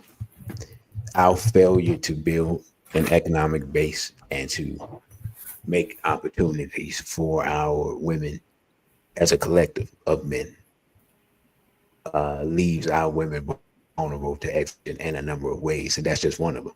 And I'll be honest, when I was young, there was a thriving strip club culture across Black America. It's not just Atlanta and Miami. Miami was known for it when I was young. Then Atlanta.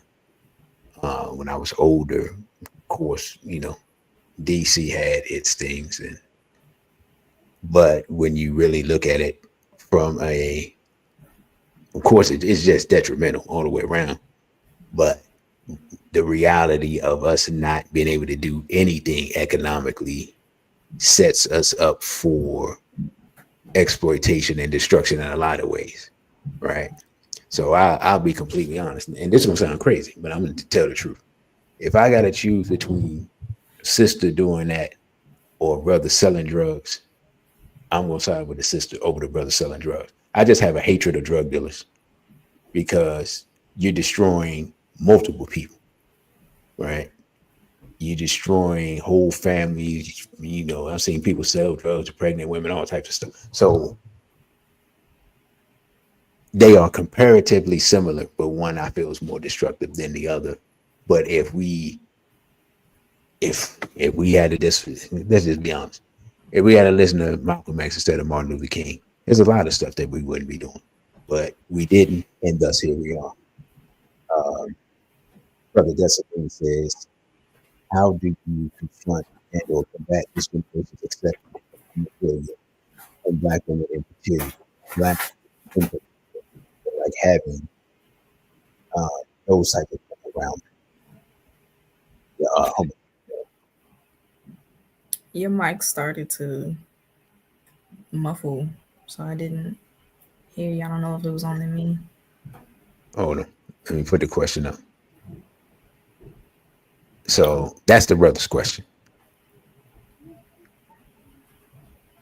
How do you confront and or combat this generation's acceptance of homophilia and black women in particular that like having G men around? Batima. I think you could answer that with the same what we just answered. It takes a cultural shift at the home. So people are gonna have to start understanding that it's not leading anywhere. And there's a lot of people, I mean, you said homophilia specifically. I was gonna talk about the trans. That's kind of a different community in question, but I'll just address it.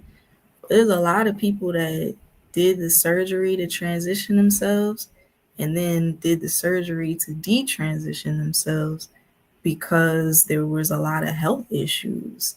And I think that the more exposure we see to alternatives, the more likely our youth, because was the question specific to youth? Yes, this generation's, our youth will start to see like, wait a minute, we've been lied to. And it's not like our youth don't already know that we've been lied to, but once you kind of open up the box of, oh snap, that was a lie too. Oh snap, it's actually mental illness that's causing all of these people to have these feelings about not being in the right body. And once you change the course of the conversation to like it's a mental health symptom that we're all dealing with as residents of an asylum, then I think people will start to open their mind. Like this generation specifically will start to open their mind as far as black women liking to have chi men around them. That's something that it's like when you have a mom that tells their daughter that the friends you have around are not good friends, and she's like, what, you don't know my friends. And then the friends end up burning her, and then now she's like, man, my mom was right. I think in time it'll be understood. Well, Brother Black Magus has invited himself to the conversation. So, brother, obviously you have something to interject. So, please proceed. Yeah, just to be real quick, I wanted to just jump in real quick on back to that whole sex worker thing. And I think my perspective may just come from, of course, where I'm born and raised in New Orleans, so growing up with the over sexualization of young girls into the 18 barely legal prostitution and strip clubs and stuff like that. Um, Basically, what I see, kind of like mirroring with DC said for the drug dealers, for me, it's kind of like with the whole sex worker thing, because I see it as the destruction of family. Period.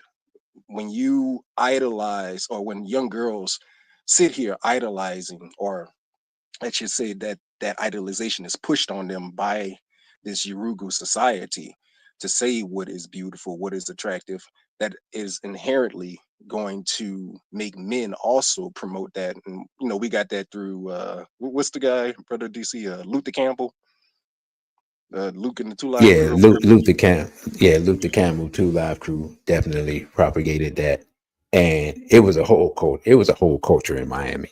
Like when I went to school down there. Not even in that part of Miami. I mean that part of Florida, but it was a whole culture down there. in all of Florida and South Georgia by back in that day. So yes. So just when we look at that, and that's what I meant by, some of this stuff just being social engineering, is that we know inherently our people are not like this. And for all of us who are straight Black pride supporters and studiers of Jeannie's work, we understand the Hottentot Venus thing that was pushed out on our people, promulgated by the hats and their pictures of depicting our women as being over sexualized and always horny and stuff like that. Same thing with the men. So I feel as if, while I do understand what you're saying, Sister Najee, I can't give that excuse to the sisters for the same reason I can't give the excuse to the brothers who are out there slinging the drugs, because they feel like, oh, this is the only way I got possible. I'm saying this as a person whose ex-girlfriend actually went to the strip club after we broke up. She actually started doing interracial dating. She actually went to the barely legal strip club to do that kind of stuff when she wasn't raised that kind of way at all, and never was treated in that type of fashion. I think that it is an easy, quick money scheme for them that they can see. And while, yes, we do see some sisters that do have they're repulsed by what they do, I find the contradiction, and this is one I'll leave on this point for a question for you, Sister Najee. The repulsiveness that the sisters then have towards men, as if it is the men's fault that they are the ones who are doing what they do. And even though their job is to entice men, yet still they are repulsed by the men. So just wanted to ask you that, sister, and kind of beat back on that question. Peace. Sure, peace. To answer the last piece, as far as being repulsed by the men, I think that the psychology of it is, I wouldn't be doing this if there wasn't already an industry of men looking for me to be, acting in whatever way. So I'm not giving an excuse for women. I'm not promoting that women should be sex workers or in the adult entertainment industry at all. I'm just kind of giving a perspective that hopefully can move us forward in a more centered way when we're trying to speak towards these people in these situations. You're absolutely right. It's just that, as far as you're right about it being a contradiction, but we live in an asylum full of contradictions. So you get to choose the contradictions that you see and don't see. There's people that are within the conscious community that work government jobs. Is that not a contradiction? You actively working for and making money for the people that you on the side are talking down on it. Like, there's a whole lot of contradictions. And so women that are choosing, and it's not just women, because it's men in the adult entertainment industry too, they're choosing that as the route that they want to go. I don't think it's right. I think I was surprised, Brother DC, when you said that you would rather choose a woman being a stripper than a drug dealer. Is that what you said? I said I'd rather choose a woman being a stripper than a man being a drug dealer, because the drug dealer is more destructive. Like, y'all don't understand how much I hate, when I say I hate drug dealers, like I was part of an organization where we were literally physically fighting drugs. I hate drug dealers. Like, and maybe everyone doesn't have this. I personally, for me, I think everyone who's conscious has one thing that Black people do that they hate more than anything else. Brother Genie is homophilia, and I get it. Yeah, I get it. Now, number one on my list is, of course, is the pedos. Like, y'all know how I feel about it. I can't say anything that I think about that, because this will be totally cut off. But behind that, number two is a drug dealer. Now, it's probably personal, because of some things that went on familiarly. But hey, man, the drug dealer, hey, I mean, anyway, can we move forward? Because I'm about to say, you say that,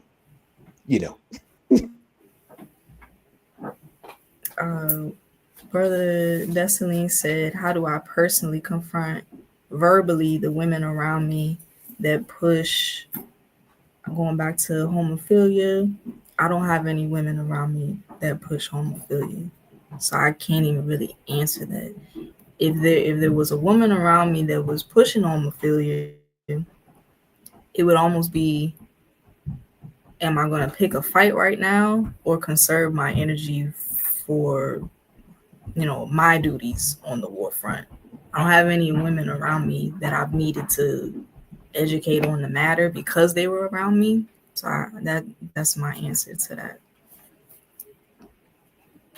All right. So what we're going to do real quick, because we're at the top of the hour, I'm going to run this Lost Tapes commercial to give the sister time that she need to get some water or whatever, refresh herself. And then we're going to take probably another 10, 12 minutes or so and close out from there. So thank you, Sister Najee, for staying with us this whole time and rocking with us this whole time.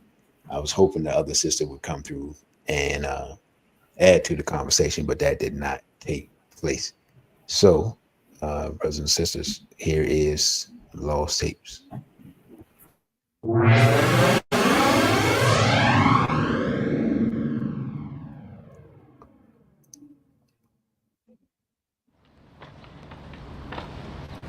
Now, we're going to go and talk about AIPAC. What is AIPAC? The American Israel Public Affairs Committee, AIPAC. What does AIPAC do? AIPAC is the gangster with a whole lot of money that says, I'm going to buy you and pay you money, and you're going to make decisions that I want you to make. You're going to do as I tell you, because I got my hands in your pockets. And they attached to people like Jeffrey Epstein, who take videos of the people that are supposed to be our representatives, and as they take those videos, they hold them hostage and say, vote as I tell you to vote. Do as I tell you to do. I didn't even, the concept. I saw Naeem Akbar talking that black talk he gave, and I was out there telling everybody, yo, this dude gay. You remember back in the 90s, he was hating me. Oh, this dude gay, man, we can't do this. You can't be up there talking black and be gay too. I was like, okay, he out the way, no, we're not doing this. I'm saying this because I did not imagine a time, little old me from Soufeese, where if they tell us to take a jab, stick ourselves, I'm gonna be the only one that wanna say something. Maybe the brother out in Whitaker, brother Darren, we got a few brothers, but I'm talking about like, I'm thinking whatever they tell us to do, we got black people who studied under these people, we gonna say no. Or we gonna at least wanna investigate. I'm thinking it'll always be that way. I'm thinking if somebody's pushing this stuff, R. Kelly molesting children, we're gonna deal with this dude. I'm thinking everybody's gonna agree with that because you don't mess with children. That's right. That's what I thought was, that's just how I thought we were. That is who we are intrinsically, but I'm saying, I didn't imagine a world where I'm saying, don't vote for this dude. It's a trick. Come on, y'all. He's a mulatto who didn't grow up around black people. He a gay dude. He gonna push homosexuality. Y'all can't see this? I'm thinking, I'm telling y'all before he get in office, what are you talking about? And people who are the hardest nosed people in African nationalism, the hard ones, looking at me, nah, you can't do that, dude. Y'all don't see this? I'm actually the only one that's gonna say, yo, you don't see. And then when he gets in and does what I say he does, okay, I saw. You messed up the first time. Okay. Okay, I'm thinking, okay, but now he going back for office. He done already made it gay marriage legal. All right, now you get it. The dude, I told you he was a punk, he was a gump in the beginning. I still couldn't conceive. No, dude. If you're looking for somebody else to do it, you ain't studied the lessons of history. When you're passionate and pulled to do something and can't stop, it's a message being given to you. Ain't nobody coming. You gotta believe in yourself, because somebody decided that you was supposed to do something. So you can't turn it off and stop looking for people. You just gotta do what you do. We looked in the past, 1972. I was born in 1973. I'm almost 50 years old. I'll be 50 in December. A year before I got here, they must have known I was coming. They said, let's get this thing out here now before you get here.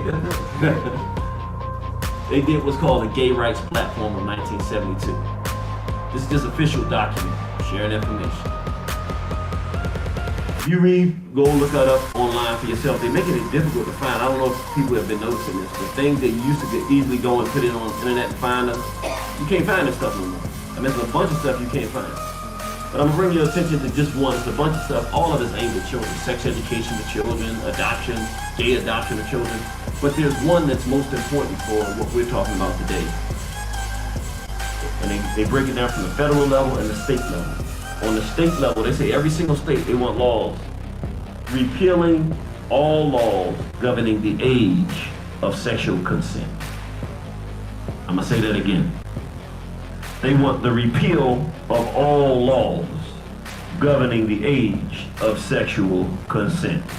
Meaning a newborn baby, they want it to be legal to have sexual contact with a newborn baby. What year did I say? 1972. That's 51 years ago. Fast forward 21 years from then to 1993.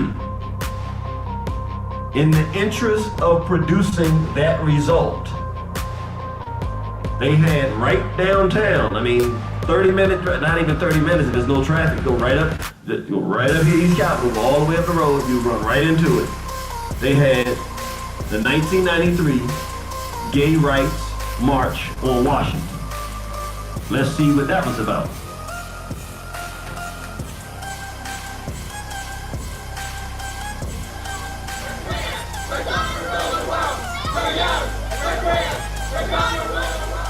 Check one. Did y'all hear what they just said?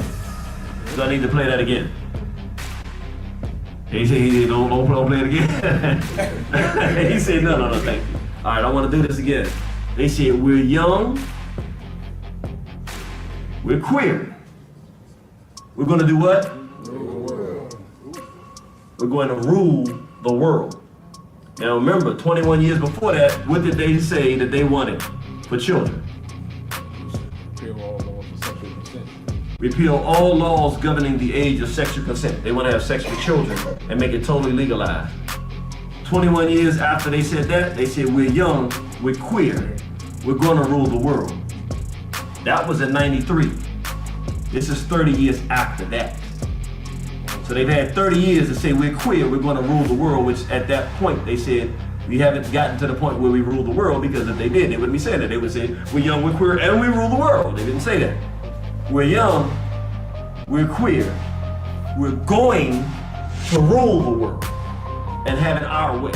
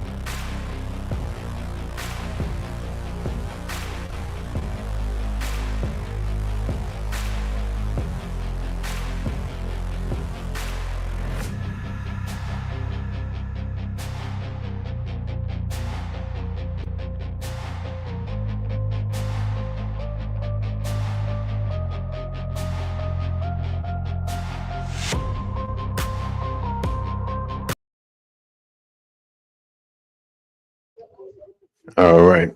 So Sister Najee will join us shortly. Oh, okay. All right. You still here? Oh, and I wanted to make this announcement real quick. Y'all can hear me, right? Y'all okay, cool. 11th annual SBPM annual gathering is a week plus from now. So this will be August 23rd. We're having a luncheon, and that'll start at noon. It will be at Swahili Village, which is at 10,800 Rhode Island Avenue, Suite N, Beltsville, Maryland, 20705. And you just come out, you join us. You have to pay for your own meal. The plates are between $25 to $40. Brother Genie says dress casual. I'm not sure. I had to ask him what dress casual is, because you tell me casual, I'm gonna show up hoodie and boots like it's 1993. But there's also African casual. I can do that. But you don't want to get so African casual and then you spill some fufu or some plantain on, and it's straight to the dry cleaners for $4.99. So I'll try to get the information for that. But yeah, and brother, you got ripped off is attacking me for something. But again, that is August 23rd at noon at Swahili Village, the Beltsville Swahili Village, not to be confused with the one in DC. 10,800 Rhode Island Avenue, Suite N, Beltsville, Maryland, 20705. And for more information, you can call 202-641-1766. And brother, you got ripped off for saying that I was supposed to create a flyer for museum tours. Well, what we need some people to RSVP so that we can see, do we have enough people who want to do a museum tour the next day on Sunday, where we would tour probably the African American. The reason I need to know, because the African American History Museum, you have to have tickets. So I guess he's saying, yeah, but if you have a flyer, then you can get that information. Yeah, I get it. Yeah, we'll work on it this weekend. And so that's an option for what to do the second day. And I was thinking, but nah, by the time we finish, because I forgot the museum's closed about 5:30, even on the weekend. The only museum that's open till 7 is the National Portrait Gallery. They're open till 7 every day. So that might be something you could do afterwards. But anyway, Straight Black Pride 11th anniversary luncheon is not this Saturday, but next Saturday. So you can email Brother Irritated Genie at liberation@warrenhorizon.com if you need more information about that. Also, if you are interested in purchasing the lost tapes, you can email me at, of course, don't have the banner up. Let's try this again. You can email me at dc.radical_1@protonmail.com. And I'm not going to lie, maybe it's just me, but when I hear that music underlying the lost tapes, like it gets me hyped up, gets me energetic, puts me kind of in warrior mode. I don't know what it does to y'all. Maybe it does nothing for y'all, but that's how I feel about it. So we have, still laughing at brother, you got ripped off. I got about 15 more minutes. And if anyone has any more questions, or Sister Najee, if you have anything that you would like to interject, now is the time. I would put the music back on, but let's see, is this it?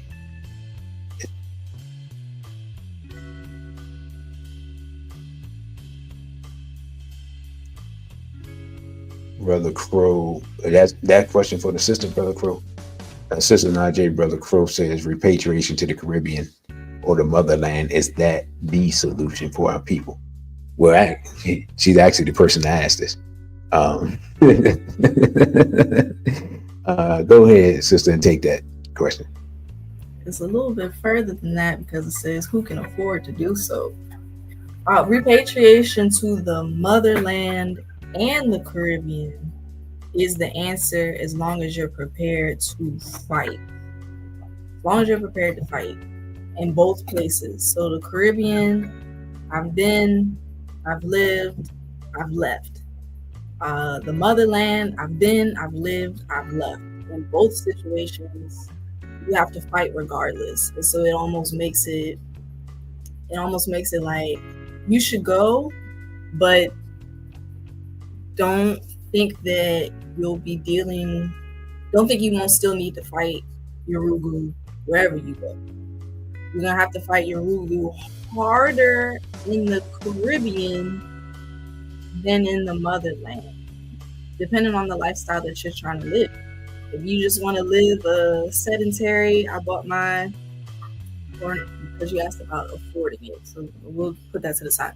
If you just want to live a sedentary life where you have your compound, your village, and your goats, and everything is peaceful and you're agricultural, you can do that in both places. But because I'm assuming you're an American citizen, there's different stipulations for every country that you go to. Not everybody is welcoming of Americans for obvious reasons, and I think that it should be like that. So it really is like the sister was saying with polygamy, it's a spiritual thing. Depending on where you go is really up to where you're supposed to be. Who can afford it? The people that can afford it wouldn't even ask that, right? Because if you could afford it, you could afford it. I would highly recommend finding streams of income in American dollars and then going to wherever you choose to go. If you have to do some day trading, if you have a business, an online business where you sell PDFs and shirts, if you just know the right people, like you definitely want to make sure that you have money in the US accruing without you being there before you go anywhere, because the money that you could save $10K and you're gonna blow it because you got $10K to blow. You know what I mean? Like, it's just gonna happen like that. Yeah, I don't know if you have any other questions. I am equipped to answer those type of questions. Solution, is that the solution to our people? I think that it's the solution for me personally, because I can't deal with it. I don't like being here. I'm mad I'm here now, honestly, and I'm trying to go. Anybody that wants to support me leaving and starting wellness industries in the motherland, please connect with me, because that's my campaign right now, is FOSO Forward. I'm trying to get out of here. Not just because I don't like it here, but because I have a purpose that I can't fulfill here, and it makes me itchy that I can't do what I'm supposed to do without worrying about Yorugu. You know, I don't think that everybody has to leave. I know that there's going to be people here fighting the whole way that Babylon crumbles.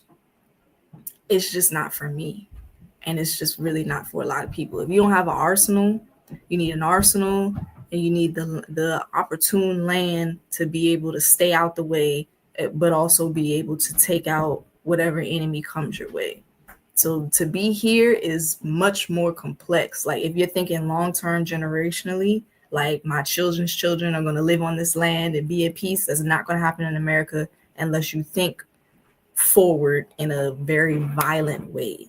You're going to have to protect whatever it is that you build anywhere, but specifically in America as African people.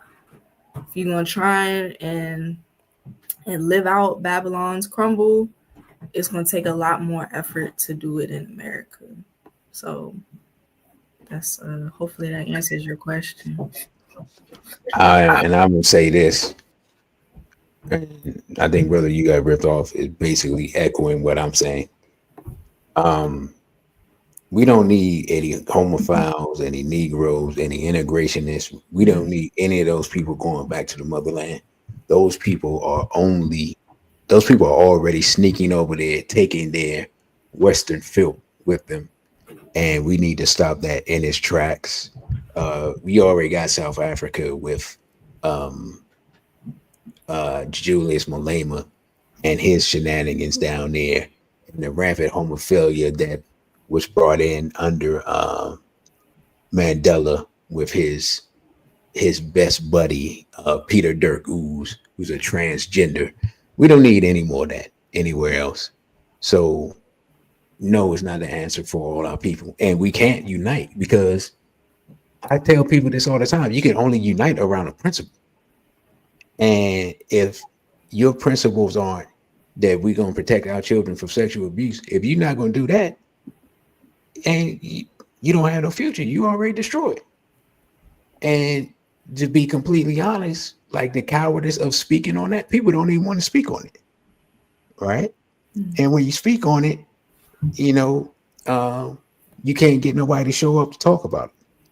You can't get nobody to support it, and it's only if it's a situation where it's so egregious and it's somebody known, then you can speak on it. But then even in that situation, and I hate to recount the same story over and over, but I'm gonna recount the same story over and over. We were in New York when the bang booty situation happened. Jenny was on the mic. I was in the crowd, helping secure the brother, with other brothers, and a sister that we had there. And everybody seemed to be united against Bang Booty and his ridiculous one-man crime wave of violating our children, right?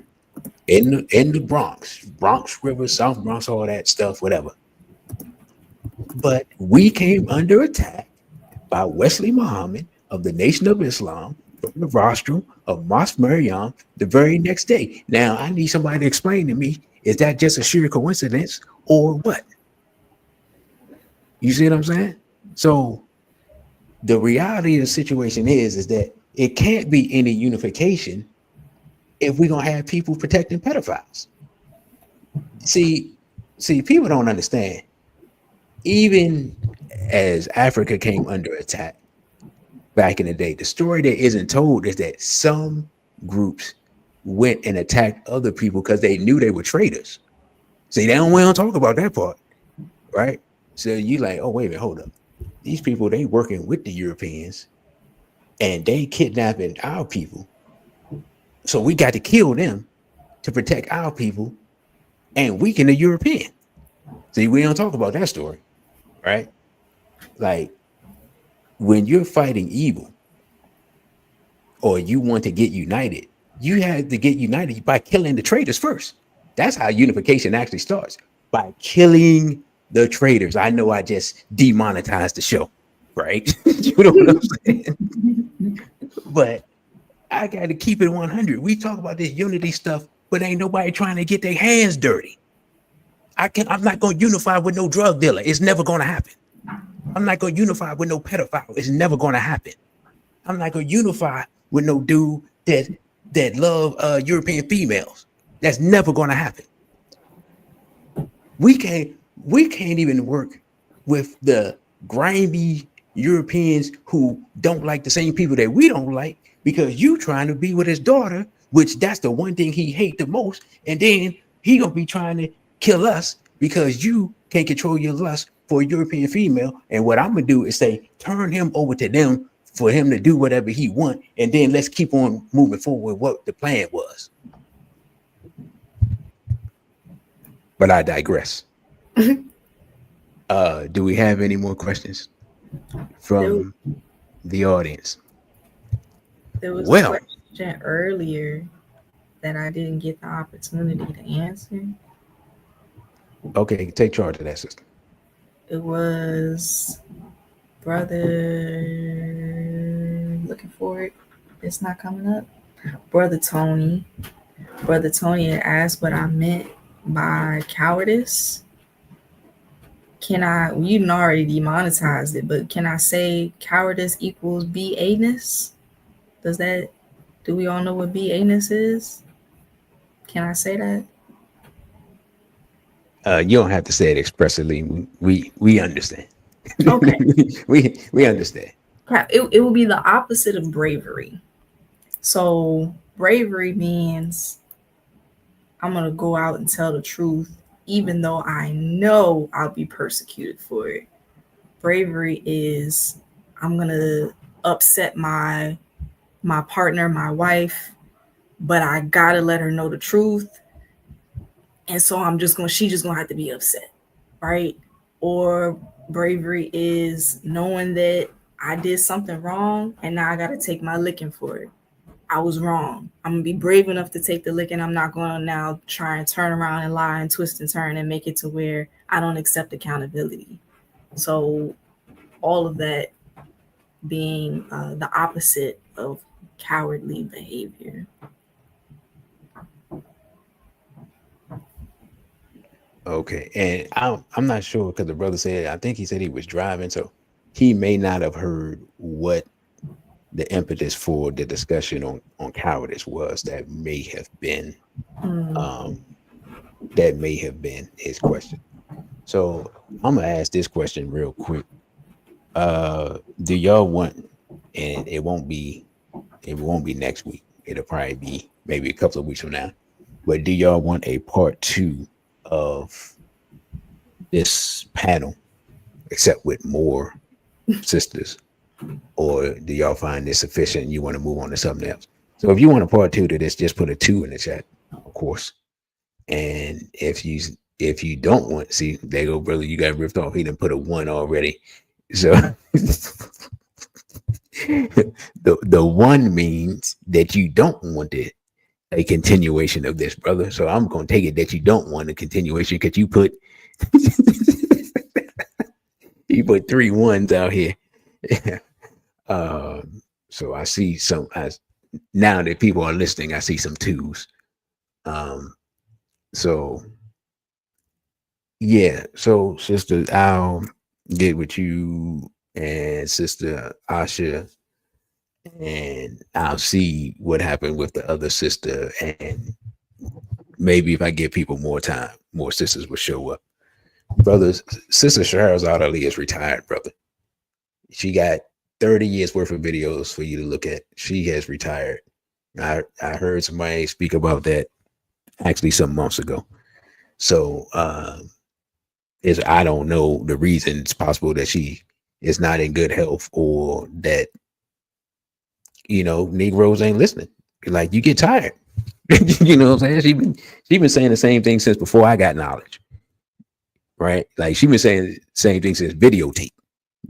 So, we're in the age of, you almost can't even get physical media nowadays. That's how long it's been. So yeah, that's that time has passed, but her information is still out here for people to consume. And I don't know, someone sent me a question about the lost tapes.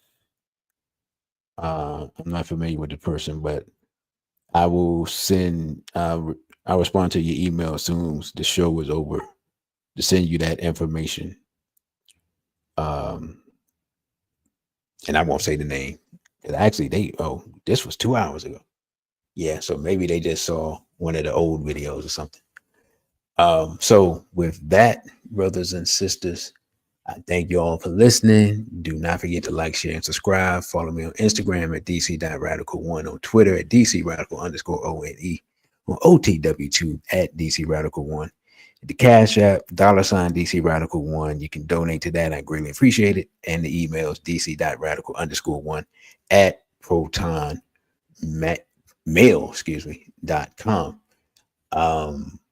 Sister Najee, you can close us out. Asante Sana. Follow me at Nefernaj, NFRNAJ. Go to realkkkk.com, please, and read up, watch, engage. Bibi Fahodie. Everybody have a great rest of your day. All right, baby 40, straight black pride.